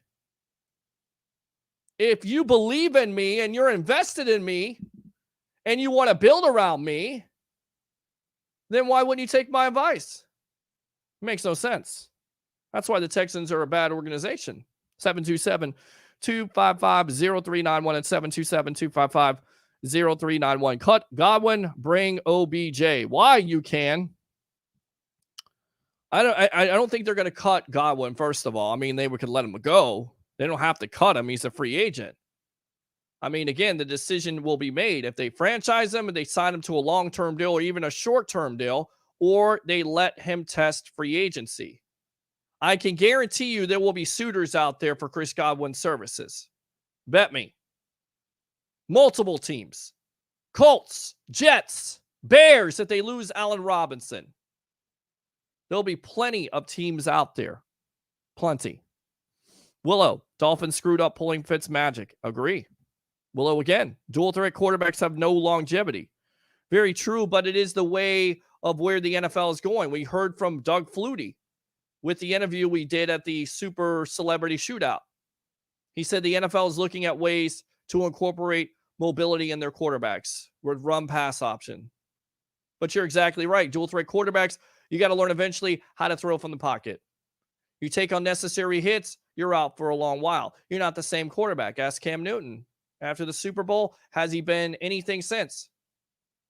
Concussions, multiple injuries, multiple hits, they've taken their toll. Even with a guy like a Cam Newton who's a tank. That's why you got to learn to throw from the pocket consistently. Bucs Squad Podcast franchise tag. Okay. Christopher Cole. Bucs should sign CG to a 4-year, $65 million deal. Okay. How much does that work out for a year? Ryan Jensen is 29. You would think he's a little bit older than that. Maybe I'm wrong. Just like I had faith that we would win Super Bowl 55, I had faith we will retain the core of our team. Y'all need to stop the negative talk about who we ain't going to keep. You sound like the people that we sucked after week 5. Well, hey, but that's what we do. I mean, I'm not trying to be negative, but I'll give you the fire of the cannon. I mean, Willow, I've been a guy here that would sat here and say, I have belief and trust and faith, right? Faith. You got to have faith. The old song from George Michael and the redo by Limp Bizkit. If you're working out, it's a good song to work out to. It is. I like it. I have faith because of what this organization has shown me this year on what they can do and how they're going to be all in, how they're going to sign their guys. We were having the same conversations last year. So when people say, well, Barrett's going to get out of here, Godwin's going to get out of here, Sue's going to get out of here, David's going to get out of here, the sky is falling, the world is ending, the Bucs are ending their run for 2, I say hogwash. Until it happens, it happens. I don't believe it. I think this team will do everything they can in their power to be competitive and keep every player on this team. Can they keep everybody? Of course not. There will be other players looking to go somewhere else and cash in. Could it be a Leonard Fournette? Could it be a Levante David? Could it be a Shaq Barrett? Could it be a Chris Godwin? We'll see. But what do you guys think tonight about Chris Godwin or any other free agents or bringing in free agents? 727-255-0391 and 727-255-0391. Yeah, I hear this tonight. We were expecting Evan Winter, but we have all this airtime for you to talk about what you want to talk about. Your Tampa Bay Buccaneers are Super Bowl champions. How do you want to see them repeat? Can they repeat? That's the big time question. All right, let's go out to Willow again. Have faith in our front office. I like it. UCAN says, welcome to the Colts, Chris Godwin. And welcome to the Troll Zone. UCAN Ben Israel. You are definitely stepping up, my friend, and being a troll king here. Let's see. DJX was only good with Fitzmagic for a couple of games. You're exactly right. He was. And again, we're expecting Evan Winter of Bucs Nation should have him on. Once again, if we don't, we'll talk to you here. Let's see. Tim Andre, let's go, man. Tim again. Long-term, Godwin is blocking alone. It makes him so important. Miller can't block like him, and neither can Johnson. We don't know about Johnson. I like Tyler Johnson. I do. I interviewed the guy years ago. I had people telling me on this show, why are you going out to the Outback Bowl with Leo Haggerty of It Sports Mag to interview players that the Bucs may not have an opportunity to get? Aha, that's why. Because obviously they had an opportunity to get players like a Tyler Johnson, who was an MVP in the Outback Bowl, who made a one-handed catch like OBJ, who made big-time catches for the Bucs last year without the 400 reps. So do I think he can get it done? Possibly, yes. I do think he can get it done. But if you have a 24-year-old wide receiver, why take the chance? Just go with Godwin. Sign him. Develop a Johnson. Develop a Miller. Re-sign a Brown if you can. That's all I'm saying. And I like Johnson over Brown. I'm sure Brown will want money. Well, how much money will he want? Look for them to add a rookie and veteran, says Joshua Cole Allen there on Twitch. Boy, Twitch is busy tonight. Rojo is in a contract year. Not sure they will pay him. Always good to have an insurance policy in place. They will need a consistent pass catching back. Could that be James White? Is that a player that you would like to see the Bucs go after? Is it? I would rather have Humphreys than OBJ. Well, I agree with that because you don't know what you're getting with an OBJ. You don't. Talent's not a question with him. It's not. There's no question about OBJ. The talent is there. Can he stay healthy? Is he a distraction off the field? Is he a distraction in the locker room? Can he fit? I think any player can fit in this Tom Brady locker room, but you're going to also have to give up draft capital to the Cleveland Browns. Is that what you're looking at if you lose a Godwin? I mean, I go with what you got because those players know your system. OBJ doesn't, and we know how difficult it is. And somebody asking right now, is Evan coming? No Evan, so he's not here yet. I don't know what's going on. But we do have an open phone line, 727-255-0391. It's 727-255-0391 on the Advanced Auto Parts Sports Web. Going back to Jason Pierre-Paul, think about this. He played 60 to 70% on that injury and still was a dominating force against Green Bay. Still a dominating force somewhat throughout the year. Even with that injury, was the leader in sacks. And he says, I got to get this stuff done. He didn't say stuff. You got to love JPP. To get back to another Super Bowl next year. 9.5 sacks for JPP. Amazing. Completely amazing. So again, the question for the night, would you bring back a Chris Godwin? Would you franchise him? Would you re-sign him? Or would you let him walk? 727-255-0391 and 727-255-0391. Go Bucs all day long. Give me Antonio Brown all day long. I think there's a lot of people that love an Antonio Brown. And I definitely become a fan of Antonio Brown because of what he put out there. Again, there was always questions about Brown, but the question was never about his talent ability. Never. It was never about that, ever. Not one thing. And what about Adam Humphries that got cut? What about him? Is that a player that you would like to see come back in a Buccaneer uniform? 727-255-0391 and 727-255-0391.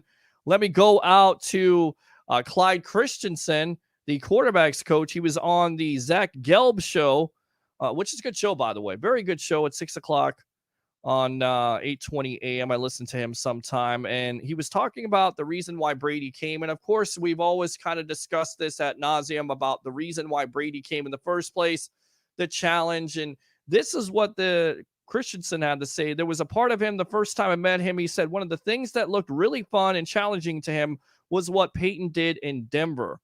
There was something about that challenge that hit Brady right. Hey, I'm going to go and see if I can do this again somewhere else. Of course, that worked out. I do think the challenge of that was a huge thing for him. 21 years in a long time. Sometimes there's time for a change. He mentioned several times that he was impressed with it and that it looked fun and challenging to him. And, of course, going back to it, Manning was had neck surgery, fusion surgery in 2011 for the Indianapolis Colts, and then once again went on with the Denver Broncos and won a Super Bowl eventually. Of course, he was league leader there for throwing touchdowns the first year, but of course they ended up losing to the Seattle Seahawks 41-8. Remember that game? Not necessarily the best game of all time. Starshare says hello. Hello, Starshare. One of the best barbers I know. Welcome to the evolution of Sports Talk Television, brought to you by Advanced Auto Parts. And guys, and again, anything is on the table at this point. The question for the night is, would you bring back a Chris Godwin? Would you franchise him? What would you do in free agency? Are you excited? Give me your thoughts about this, because again, this is all I'm hearing at this point. And again, going back to the comments of the night about Godwin to NFL Network, and I think they mean a lot. Yeah, I mean, the way I look at it, similar to that of a lot of guys, obviously we all want to have a long-term security. We all want to be able to take care of the people that we love, so that's the ideal situation. But I know a franchise tag is not something I can control. He can't control it.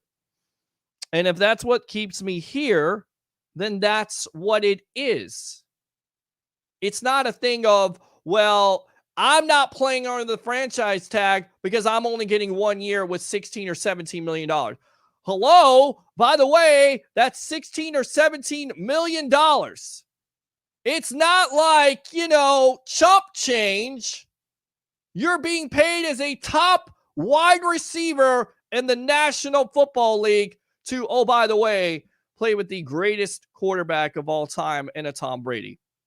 Not a bad consolation prize, if you will. I get it. Long-term security. New fiance. Which, if you watch that moment, that was cute, wasn't it?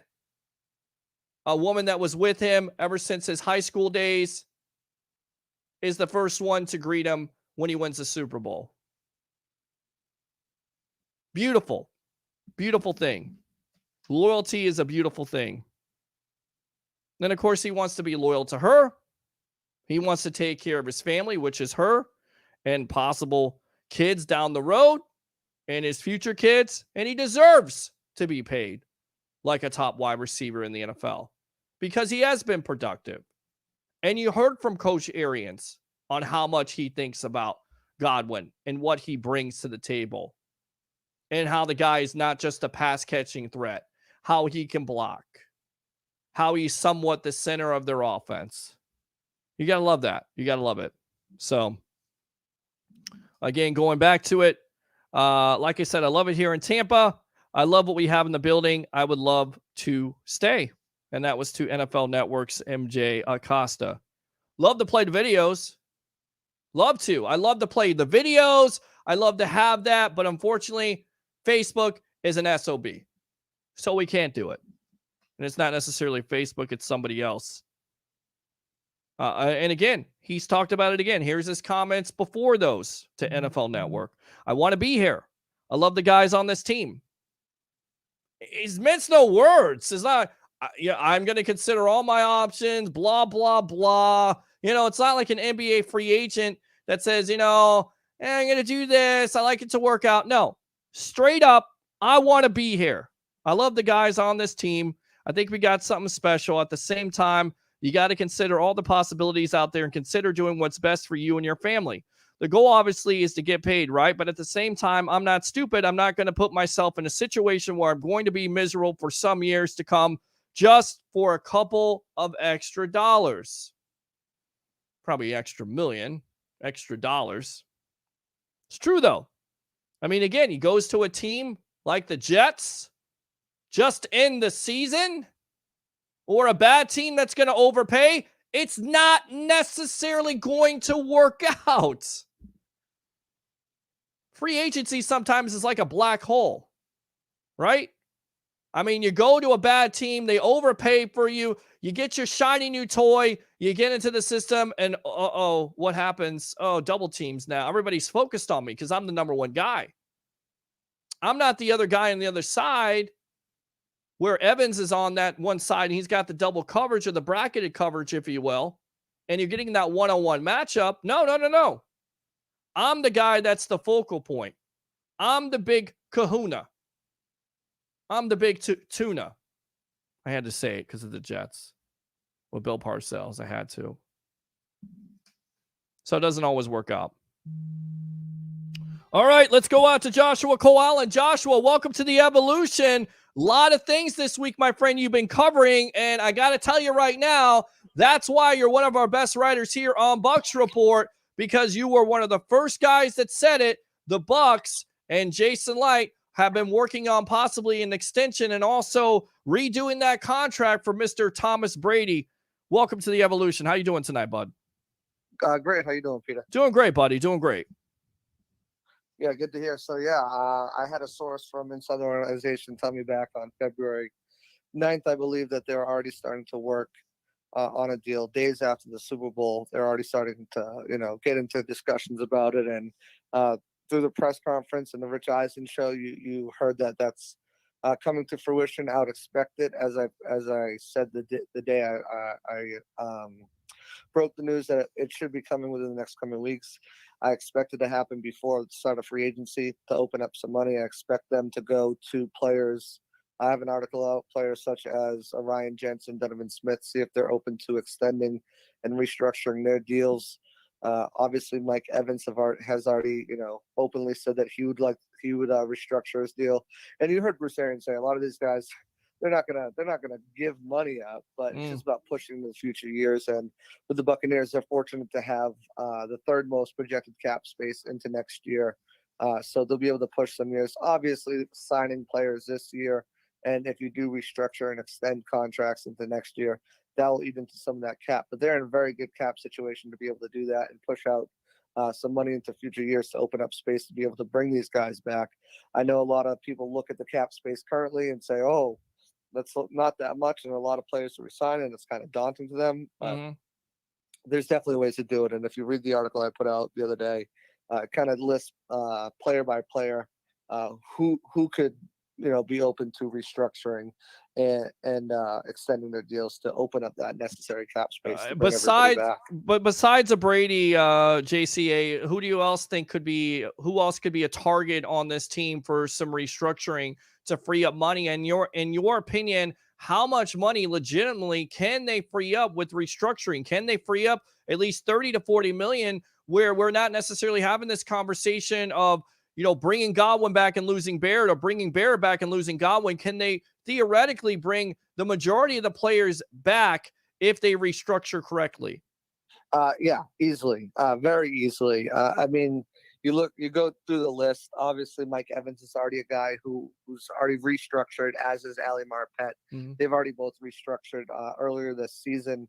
Marpet restructured, I believe, in October, freed up about $4 million, which allowed them to go out and get a guy like Antonio Brown at the midway point, allowed them to sign a bunch of different other players, bring them to the active roster. Because you have to remember, they also need money for draft picks, and they also need emergency funds for the regular season. So they're going to have to do a lot of work to open up extra cap space. But looking on this team, we can start with the tight ends, where I started in my article. OJ Howard and Cam Brate both set to make around $6 million. Cam Brate 6.5. OJ Howard 6 on that 5th-year option. Both prime candidates for restructures. Maybe you extend OJ Howard. I don't know if you do that, but you maybe talk to him and say, hey, you haven't been a model of consistency. We'd like you back on this team. You've had some injury concerns. Would you be interested in, taking a pay cut or a small extension to keep you around the team longer? Cam Brate is one of the guys. He's owed no guaranteed money. He could easily be cut and free up $6.5 million like that. He could be traded for an asset, a pick, or a player with a lesser contract and free up money right there. Or you could go to him like you did last year and say, hey, if you want to stick on the team, you need to take a pay cut, not necessarily a restructure, but a pay cut. And if he wants to stick around, which I think he would, he might be open to that. It just depending on how much. I think Cam Brate probably gets around $3 million in a pay cut. Sure. That might even be a little bit high, because I think Gronk probably gets around $3.5 million in an incentive-based deal. Then you move on to your offensive line, and we know about consistency on the offensive line, especially with an old quarterback and how well they played going down the stretch. Ryan Jensen was a model of consistency all year, even kicking over to left guard that one game where Ali Marpet was out with a concussion, so he's got versatility. Sure. He's in the final year of his deal at $10 million. Maybe approach him, say, hey, we'd love to keep you around for at least, a 2-year extension, match it up with Tom Brady's contract and see what you got there. Push some money around, convert things to bonuses, so these players are still keeping their money. You're just moving the cap hit. You turn his salary into a $3 million salary this year. In an extension, because players on 1-year deals, you have to extend them before you can restructure, because there's nowhere to push the money. So you would extend him maybe 2 years and then give him a $7 million signing bonus, spread that signing bonus out the life of his contract, and you open up $7 million there. Same thing with Donovan Smith. If you want to bring back, and from Jason Light's comments in the press conference, he doesn't just envision, but he expects both of those players to be back. You approach him, say, hey, you have no guaranteed money left in your contract. Let's work something out. You extend him maybe another 2-3 years or whatnot. You take his contract. You could even turn $10 million into a bonus, spread that out over the life, or $9 million just to make it and even $3 million over a 3-year contract. Sure. Spread that out. Now you're opening up around another $8 to $10 million or $9 to $10 million in cap space. You move on to a guy like Will Golston. He's due to make $5.5 million this year. He could be a player that may get cut or traded or in a Cam Brate situation. Again, no guaranteed money, no dead money. You could cut him and walk away free and clear with an extra $5.5 million in his pocket. I think he's important to this team, and they'd want to keep him. He's that lunch pail type of guy. Go to work, do your job. Richard Seymour type 5 tech, which does a lot of the dirty work, doesn't get a lot of the notoriety. Yeah. But that's another guy you could come to him and say, hey, we'd love to keep you on the team, but not at $5.5 million. Will you take $3.5? There's $2 million right there. Same thing with Jason Pierre-Paul. He's entering the last year of his deal. Obviously, we saw what he did this year: 9.5 sacks, the team's lone Pro Bowler. His ability to line up outside, inside, and give you multiple looks on that defensive line is very key and great schematic wise. And again, he just went into surgery the other day, and he said he pretty much played the season at 60-70%. That's amazing to me. Amazing that he led in sacks. We're on with one of our best writers here on Bucs Report, Mr. Joshua Cole Allen. Do you get a sense, with all that being said, with the tight end position, some people have said they may move on from a Cameron Brate. But the problem is Gronkowski, even though he played a full slate of games last year, he can be somewhat injury prone. And then, of course, the elephant in the room would be an O.J. Howard who can't stay healthy. So if you move on from a Brate and O.J. Howard gets hurt again, then basically now you're down in that situation. Do you get the sense that they're basically try to restructure one of these contracts or both of them and keep both of these tight ends intact? I would think that would be the plan, to try to restructure both of these guys. Definitely an O.J. Howard. Cam Brate is a guy that I could definitely see. I could also see them trading him, where there's teams that need a tight end in the league. New England Patriots is one of them. Mm-hmm. There's multiple teams in the league that could use a tight end of Cameron Brate's. Remember, he's he's one of the. Well, he's a guy that caught the Lombardi Trophy. I'm just saying when Tom Brady decided. I think he's got the most touchdowns. Right. Touchdowns from a tight end in the past 6 years. So, right. He's a great red zone threat. But another thing that really stood out to me in that press conference with Jason Light is, he hopes to have everybody re-signed that he can. So when they're going to the draft, they can go on and focus on future needs and luxury. And luxury to me says tight end. Even if you bring Gronk back, even if you have O.J. Howard, those contracts will expire at the end of the year. So if you're looking around the fourth or fifth round and there's a tight end on the board that you like, as you'll see in my mock draft coming out, I have them taking Trey McKitty, tight end out of Georgia, formerly FSU. Good pass catching.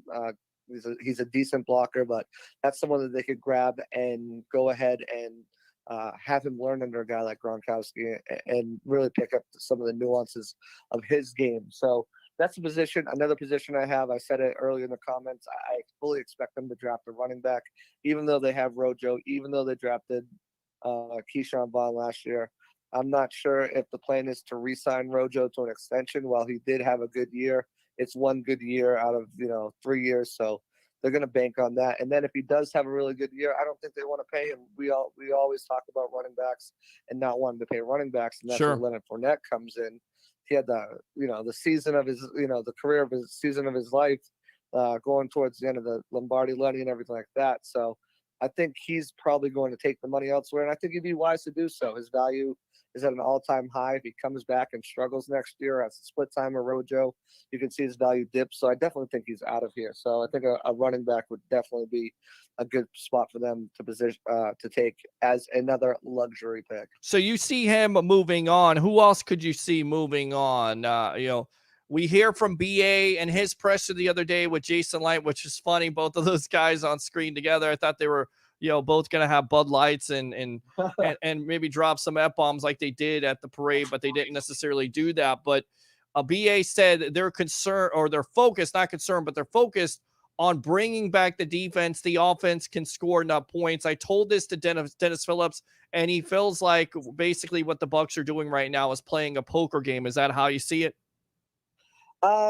Not really, because I think he's right. I think Godwin's coming back, whether it's on the tag or not. And I think even without AB, even without Gronk, I still think you'll have a very potent offense. As the readers, the commenters have said too, Gronk's not going to play for anyone besides Tom Brady. So if he wants to play again, he's coming back here. And like I said, I think it's a far, far, far greater discount than the $9 million that he played on this year, almost $10 million that he played on this year. So, like I said, I think you get him back at $3.5 million. So, Joshua, make this clear, because I got the Troll King himself, Mr. Roger Shue out of Newport Richie, a good friend of mine, but he likes to troll. He bet me barbecue that Chris Godwin was going to walk. You say that the Bucs franchise him, and from the comments the last couple of weeks from Godwin, you don't think he would have a problem with it. So, do you think that gets done eventually? I do. Okay, well then I got barbecue then. There you go, Roger Shue. Barbecue, and bitch. I heard you say too, repeat what he said on the Pat McAfee show about, not being more comfortable is more important to them than making a few extra dollars or not being miserable. He played his high school ball, grew up in Delaware, and then he went to I believe it was Penn. He went to Penn. Sorry. And Penn State. His fiance did a Q&A on Instagram, and somebody asked them, when Chris was getting drafted, is there anywhere specific that you wanted to go? And her answer was, not really. We're excited for the opportunity, but we wanted to go somewhere warm. I still think that holds true. They love it down here. They've got a great charity down here, great friendships down here with the players, and they're really respecting the community. I don't think they want to go back into the cold weather. I mean, someone who just came from New England 2 years ago, I don't want to ever go back into the cold weather. So I don't see him leaving somewhere to go to like a New England or New York or Indianapolis. I think that, you know, this city and this city is important to him. And I think when it comes down to it, as long as the Bucs aren't really, you know, going to be underselling him and really, you know, devaluing his contract and what he thinks he's worth, I think it's a no-brainer that a deal gets done. He's best friends with Mike Evans and a lot of these guys in the team. And I think that they want to stay in not only just a warm climate, but somewhere where they're comfortable in. And the same thing goes for Ndamukong Suh. I don't think he's paper chasing. The guy's made tons of money. I think he feels comfortable here. He said he feels comfortable here. So I think that's another guy who will take less than they could get on the open market. Although I am not ruling out Chris Godwin playing on the franchise tag, which may actually work to the Buccaneers' favor because it's only around $16 million, and I think Godwin on the open market could get up to $22 million. And I think he'd be probably asking for around $18, $19 million from the Bucs in a long-term deal. So it might be beneficial for them to let him play on that tag.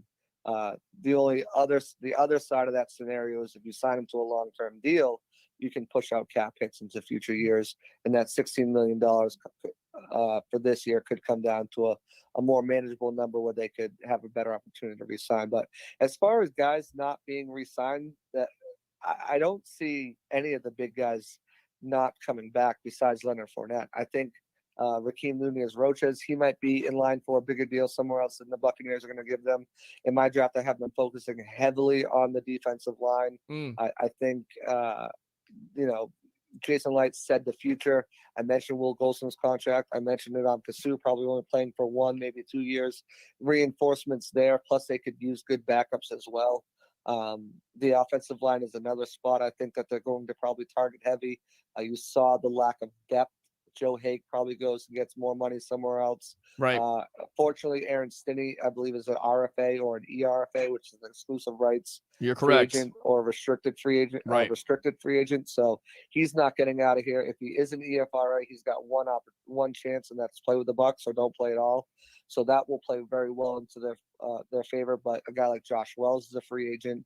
Like I said, Joe Haig is a free agent. So right now your backup tackle position is completely bare, so that might be a spot where they look to fill needs. So you know, that's the one thing I think that was really telling about that press conference is when they said that, you know, hopefully they get most of their guys or all of their guys re-signed, then they can really go into the draft and focus on the future and luxury picks, and that's not something that Bucs fans are used to hearing. So sure.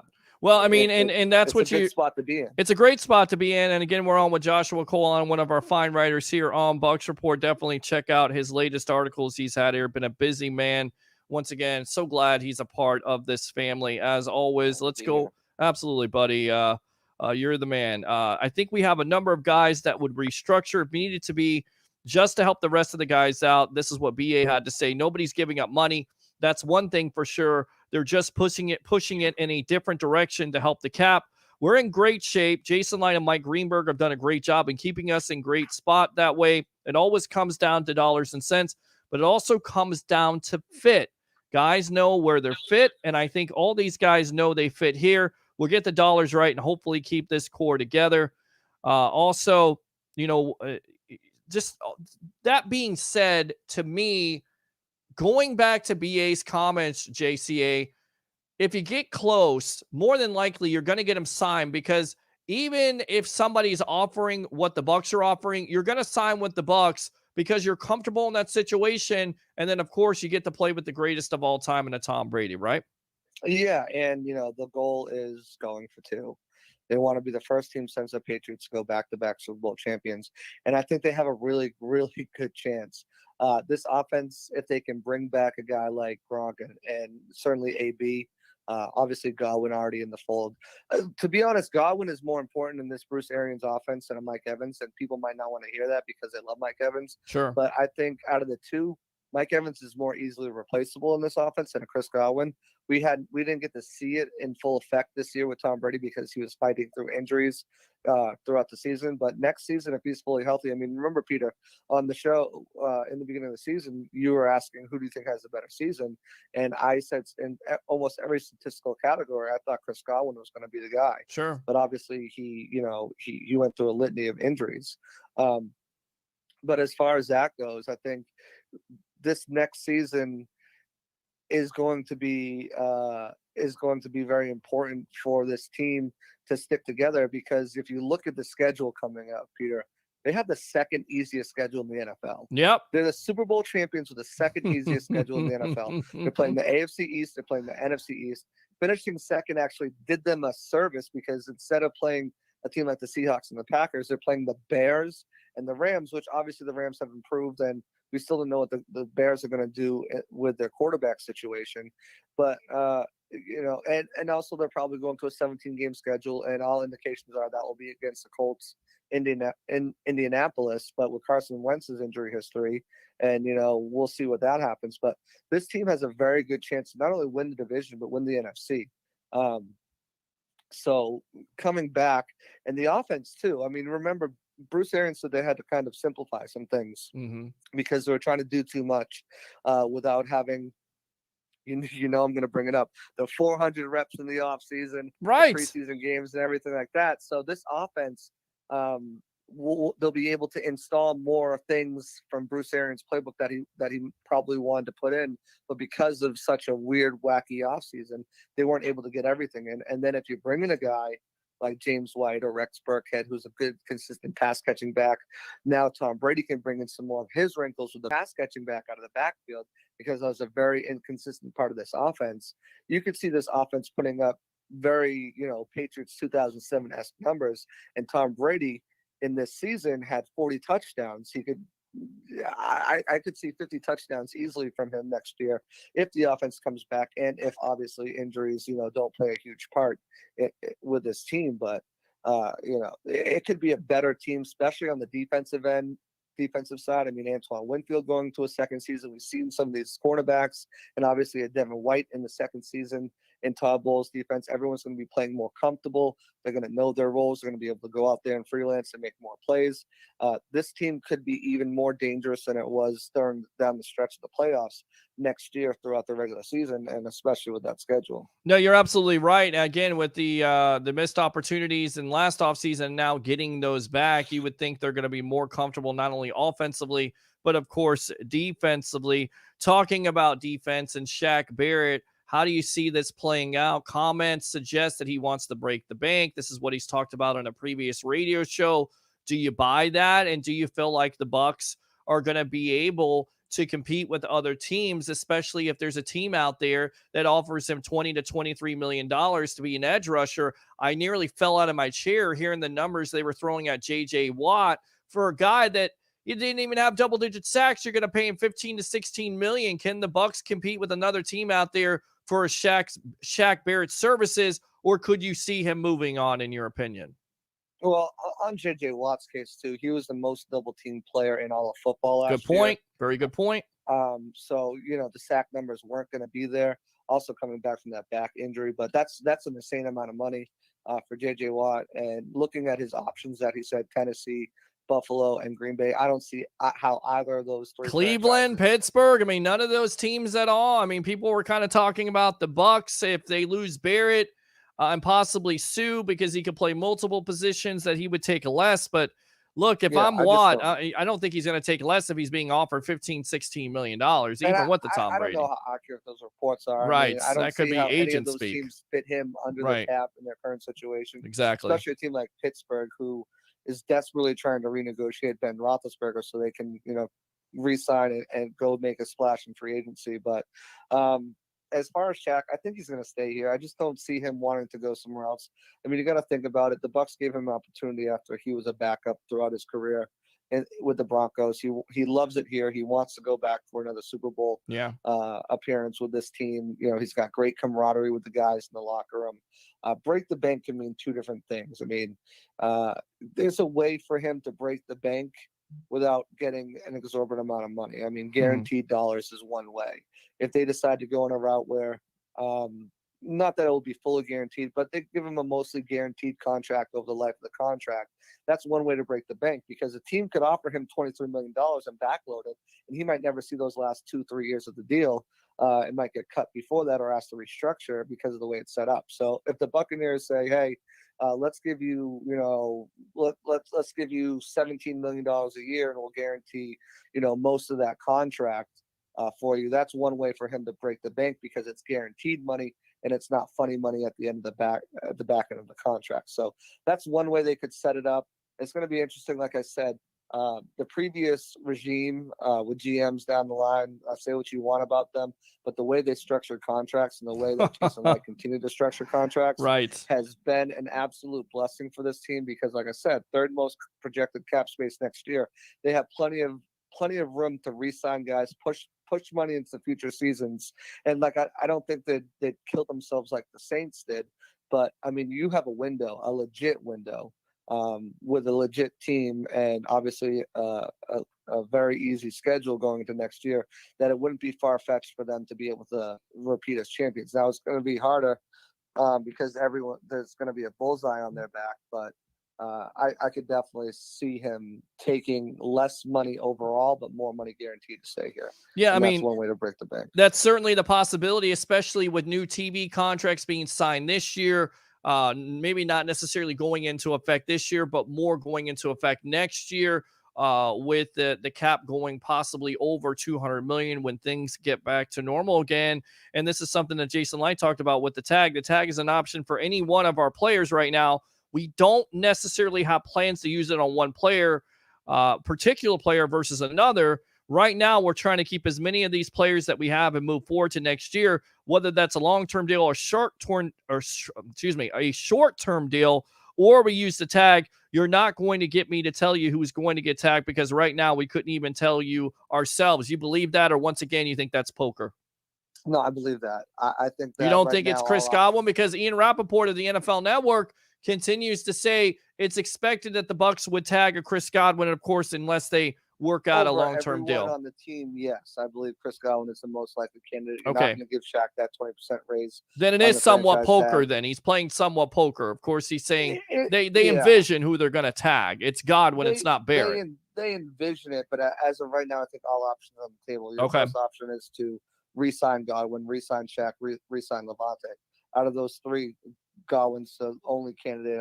I don't think you're going to tag a 31-year-old Levante David, as much as he means to this team, much as he means to the play, as much as he means to the fans. I mean, you heard Curtis before, one of our strong webheads, say, if he doesn't get re-signed, he would cry, and of course, a lot of fans would expect him to possibly take a hometown discount.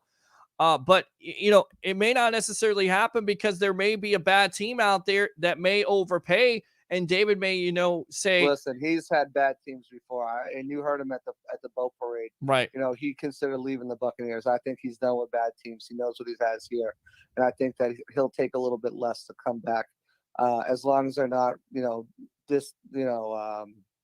what's the word I'm hearing? Disrespecting him with their contract offer. I think he'll be back here. All right. And I think you can get him around $13 million again. Just because he's getting a $13 million annual average doesn't mean that's what his cap hit will be this year. They can move the money into future years, give him a bonus, spread it out.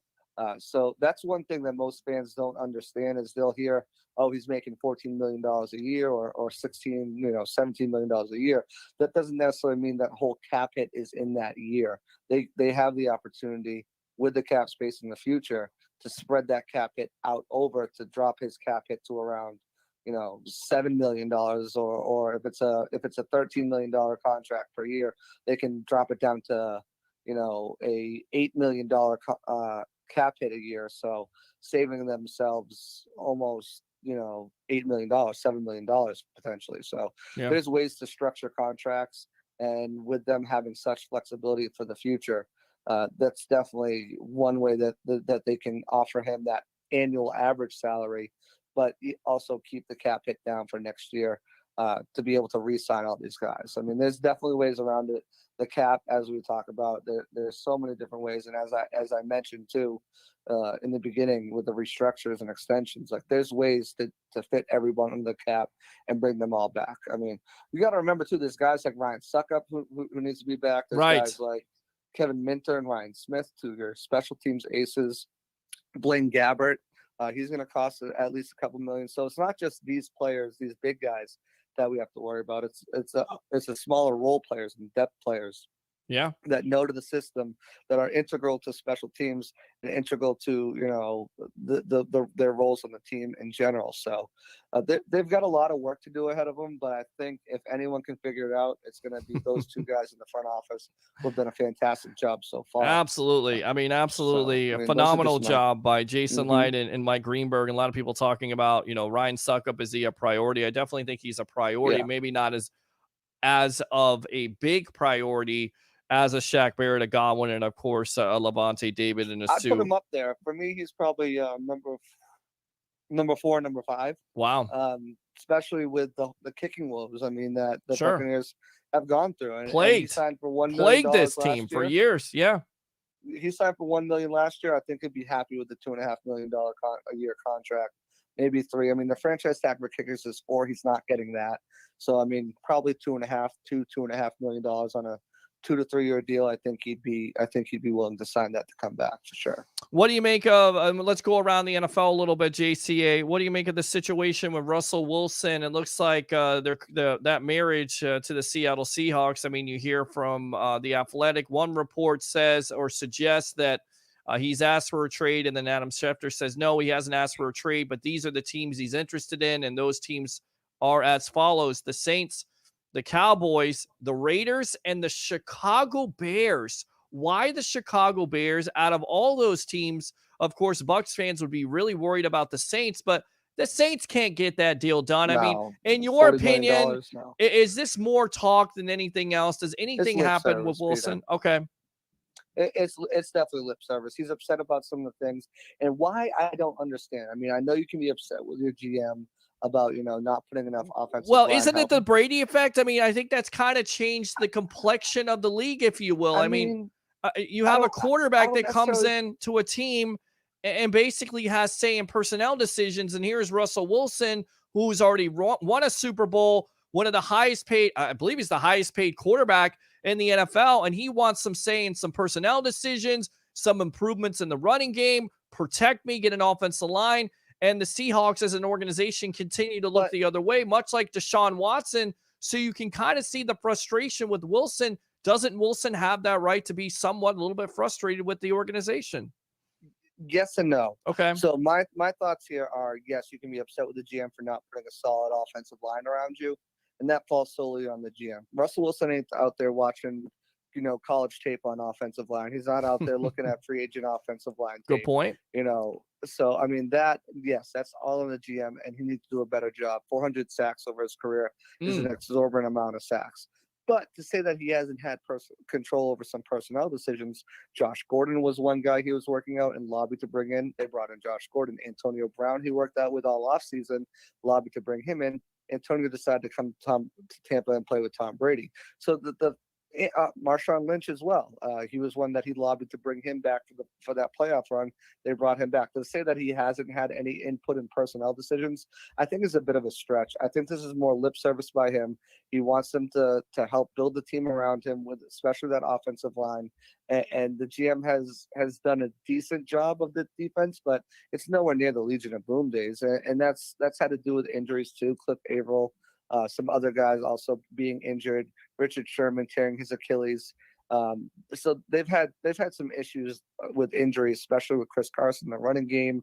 But when Chris Carson is on, he's one of the top 10 running backs in the league. So it's been more of an injury problem, I feel, for them. I mean, tight end is a position they can improve, but it's not like he's had scrubs at wide receiver. I mean, Doug Baldwin, DK Metcalf, Tyler Lockett, Josh Gordon, they've had some players at wide receiver there for him. So it's not like they're not putting pieces around, but he can be upset about the offensive line situation. But that's where I think draws a line.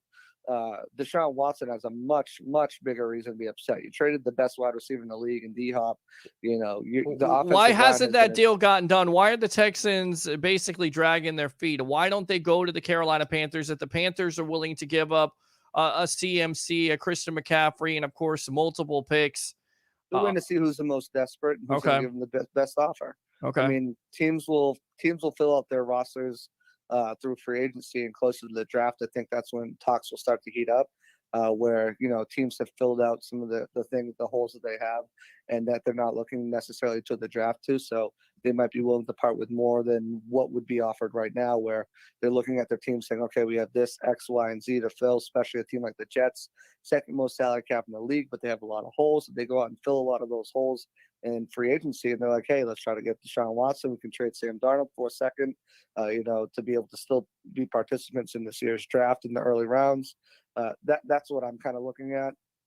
I think we'll start to and again, it's lip service by Nick Casario and that whole front office. They're saying they're not going to trade him, but at that point, what are you going to do? You're going to wait till the draft passes, wait to improve, grab one of these top tier quarterbacks in the draft, and then, you know, have Deshaun Watson, who's made some money in his career, hold out and for the entire season and just say, you know, whatever, I'm not coming back because, you know, you guys haven't done anything for me. You got Laramie Tunsil, but you kind of mortgaged our future. You gave me David Johnson, who was injured half the season. Cool. You know, you're going to franchise tag Will Fuller now, the guy who just was suspended for 4 games and is either putting up 120 yards or 20 yards a game. So I think Deshaun Watson has a bigger gripe. He's 25. He's in his prime of his career, and the organization is just in shambles from the top to the bottom, and the roster is pretty bad too. So there's a reason J.J. Watt asked for his release, and because of what he means to that city and the organization, he was granted it.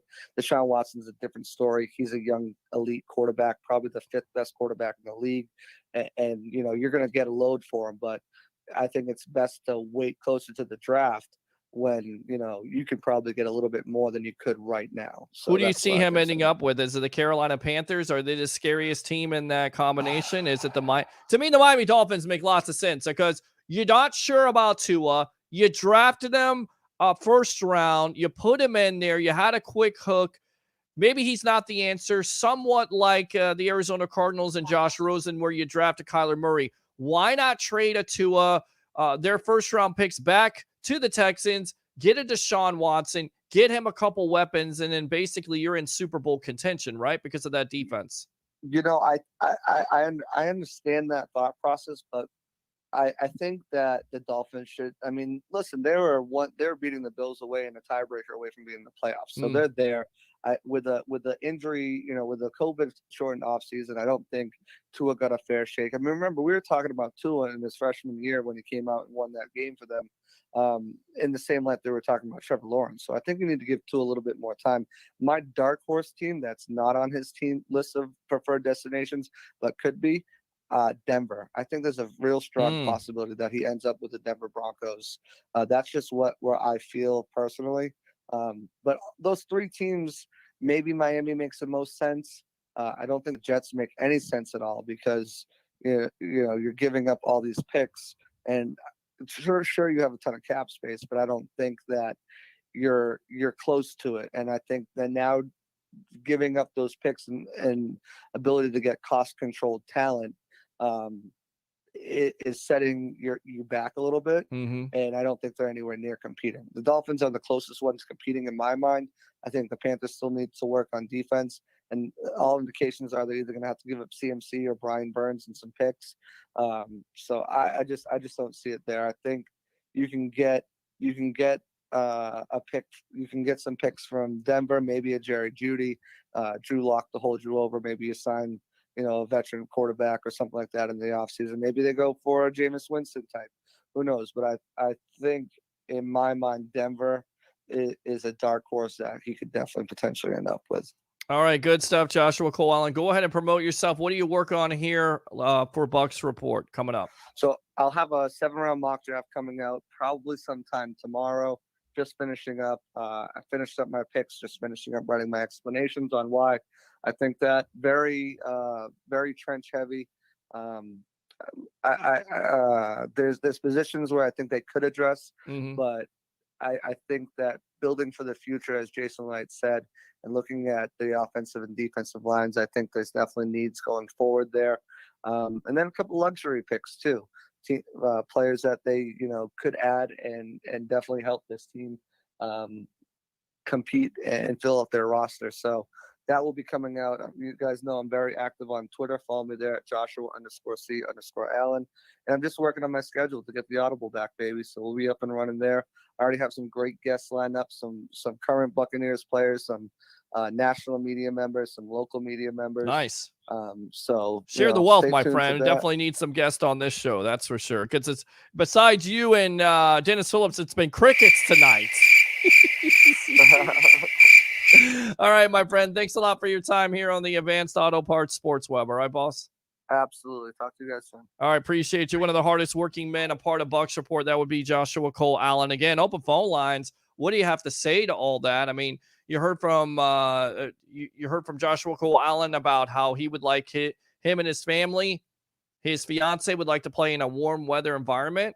Tampa, Miami, Jacksonville, Vegas. I mean, those are some teams that I think definitely Godwin would be interested in if that is all true. So we'll see how that plays out. But once again, going back to the Jason Light comments, and do you believe this? I mean, do you take Light at his word, or once again, are they playing poker with you? The tag is an option for any one of our players right now. We don't necessarily have plans to use it on one particular player versus another. Right now, we're trying to keep as many of these players that we have and move forward to next year. Whether that's a long-term deal or short-term deal, goodness, I cannot say that tonight, or we use the tag. You're not going to get me to tell you who's going to get tagged because right now we couldn't even tell you ourselves. Agree with that? Do you take him at his word? 727-255-0391 and 727-255-0391. Let's go out to Mr. Troll King himself, Sports Web for life. Appreciate you. And barbecue for life. Once Mr. Rogers Shoe, you find out that they retained Chris Godwin, either with a franchise tag or re-signing. There is no way that you allow a 24-year-old wide receiver to get out of that building. You want to see my hair turn gray? Let that happen. I can guarantee you. I mean, look at my freaking beard. I mean, can you imagine if that happens? I mean, yeah, again, I agree. I love me some Tyler Johnson. I love me some Scotty Miller. Hell, I even love me some Antonio Brown. I never thought I was going to say that on this show, but how productive he was in this offense with the 45 catches. Elite wide receiver when he wants to be. But there are injuries that happen on this team. Why take the chance? Franchise him for 1 year, take care of it next year. Sort out everything else. Restructure Brady, restructure other players. We heard from JCA. He said it best. There are other players on this team that want to restructure. They want to go for two. You don't want to lose players. I get it. They have depth at that position. Of course, you don't want to lose a Leonard Fournette. You may. That may be out of your control. But you do have control over the Godwin situation. So that's why I bet barbecue. All right, UCAN says Pitt. I don't know what that's all about. Tim, can we find a top-tier kick returner through free agency or the draft? I don't know. We'll see, Tim. And that's if that's what you're talking about as a weakness on this team, I think you're pretty good. But you're exactly right. It's one of those things that we definitely need to find. How about 6 years, $75 million at $12.5 million a year? I like it. Don't necessarily think it's possible, though. I think he's going to want more money, as he should. $16 million for the cap. Sign the 1 year deal. 1 year franchise tag for $16 million. I'm not good at math, but $16 million is a lot more than 12. If I get it 6 years is, more, what's the word? More flexibility. Yeah, not flexibility. What's the word I'm looking for? Goodness, I'm losing my train of thought. Having that security. Goodness gracious. I need some security to take me away. Run it back. Exactly. Run it back. We want to run it back. Your Tampa Bay Buccaneers are world champions. And you wouldn't know it because nobody's calling right now. It's like you guys just said, we won the Super Bowl. No reason to call and talk anymore. It's over with. We're not going to win this year. I had a friend tell me off air, you really think they can win 2 in a row? It's never happened before. What? Really? Tom Brady's on the team? You got a full offseason? Of course it can happen again. Why wouldn't I think it would happen again? Hell, there'll be most sports broadcasters to come on this show and say, it's not going to happen. National media, it's not going to happen. Tom Brady's too old. Gronk is too injury riddled. There's too many personalities on this team as my dog wakes up because I'm doing this stupid voice. It's not going to happen, but it did, right? And you were right here for it on Bucs Report on the Evolution of Sports Talk Television. 727-255-0391. It's 727-255-0391. We are set up for a pewter dynasty. I like it. Tim goes, Suckup should be in the top 3 to resign. He scored a third of our points last year and has been the best kicker we had since Automatica. Bucs time 12, draft edge rush, D-line, and O-line. I like it. I don't think you go wrong with that. I mean, if you can get a D lineman at 32. I mean, ladies and gentlemen, that's what we're talking about here. Pick it at number 32. You're not in the top 5. You're not in the top 10. Of course, that's probably why there's not a lot of people talking right now because everybody, well, who are the Bucs going to get at offensive lineman? Who are they going to get at quarterback? Oh, we don't have interceptions to talk about. Let's not talk tonight about that. All right, so we will finish off with this. Of course, Godwin went on the Pat McAfee show, which, by the way, I feel like we got to get this guy on here because he, first and foremost, has a great show, a hell of a show. So love to get him on the Evolution of Sports Talk Television. He shouted out our guy, Nick Citro, the long-lost brother from another mother who needs to come back on here one of these days. And Godwin says to McAfee, I think the biggest thing that he brought was the mentality of expecting to win over hoping to win. Let me go back through that again. I think the biggest thing that Tom Brady brought was the mentality of expecting to win over hoping to win. That's how the fan base should be with every team and Tampa Bay sports this year. Your Tampa Bay Lightning, your Tampa Bay Rays, your Tampa Bay Buccaneers, hell, even the Tampa Bay Rowdies, you should expect to win. Expect to win. Have the attitude to win. Win at all cost.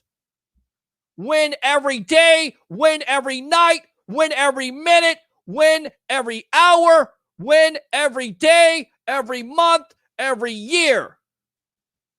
That should be the mentality. He also goes on to say we had a bunch of talented guys for years, but could never really put it together. The history of the team kind of creeps into my mind. You go into games like as a competitor, you're like, yeah, we can win this. But you're really just hoping to win. Just hoping. You don't hope. I do sales for a living. Always talk about it. Always be closing. I hope to go and do well. You don't do well. You stink it up. You go on there. It's your show, your customers. It's your world. You have control over it. If you want to be the best salesman, you will be. If you want to have the best show, you will have. If you want to be on the best platform, you will. Because that's what you want. You don't hope to be on the best platform. You know that you're on the best platform, and that would be Bucs Report. Join the 69,000 following we have here on Facebook, of course, live on Facebook, YouTube, Twitter, and that Bucs Report Twitch channel that sometimes will give me a convulsion because nobody ever gets on it. It's like a freaking ghost town, and whoever gets on it is usually either a troll or an advertisement on how to be famous. No, thank you. I'm sorry. I'll pass up on being famous for what you're selling there, buddy, because I know you're a bot. Going back to it, the history of the team kind of creeps into my mind. You go into games like as a competitor, you're like, yeah, we can win this, but you're really just hoping to win. This year, we approached every single game like, we damn sure can win this game. There's no reason why we couldn't. I mean, Bucs fans, does that sound familiar? I think there was a sports broadcaster saying yours truly here that said over and over again, you can win. You know why? Because the ownership wants to win, because the coaching staff wants to win, because you're set up to win with Tom Brady, with Rob Gronkowski, with Mike Evans, with Chris Godwin, with JPP, with Shaq Barrett, with Levante David, with Devin White. The list goes on and on and on. Expect to win. You have the opportunity to do it. And of course, you always win here on the evolution of Sports Talk Television. So on that note, let's go ahead and wrap it up. Thanks to Dennis Phillips of ABC Action News. Thanks to the great Joshua Cole Allen.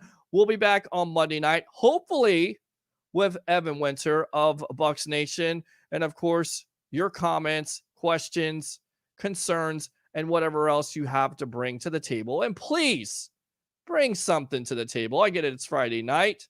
But let's talk about it here early on this Saturday morning, almost Saturday morning. Do three things for me. Bring your passion, bring your excitement. Just don't bring any nonsense. I'm your host, Peter Blake, the only sports broadcaster that predicted your Tampa Bay Buccaneers from March, Super Bowl or bust, to win it all. And they have. They are world champions. Guys, have a great night. We'll see you on the evolution of Sports Talk Television, brought to you by Advanced Auto Parts here live on Bucs Report. See you later.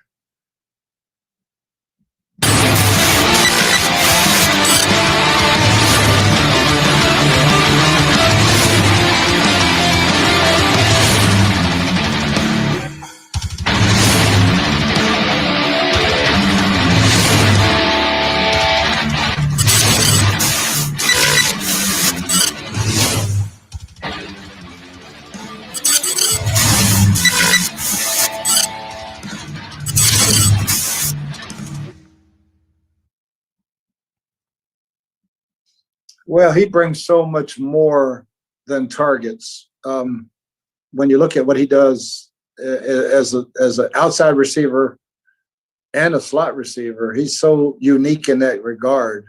And then you put his blocking in there, so he's a huge part of what we do offensively. So it's more than stats. You know, it's also what the guy brings to the huddle. So. Yeah, I think with all these guys, each and every one is so different because of what they bring into the huddle. But Chris is very, very unique.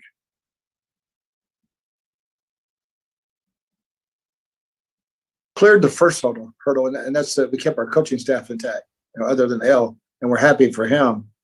So the next thing now is to keep the players intact, keep the team intact, as much as we possibly can without risking future years. So, I mean, Jason and I will work together as hard as we can to keep the core guys. I mean, we started last year saying if we could keep the defense together, we would have a chance. And we kept the defense together. Then all of a sudden we got Tom Brady, and that was icing on the cake. It led to a Super Bowl. So for me, it's still keeping the defense together. And then whatever's left, we'll score enough points. So it's a matter of, for me, keeping the defense as solid as we can.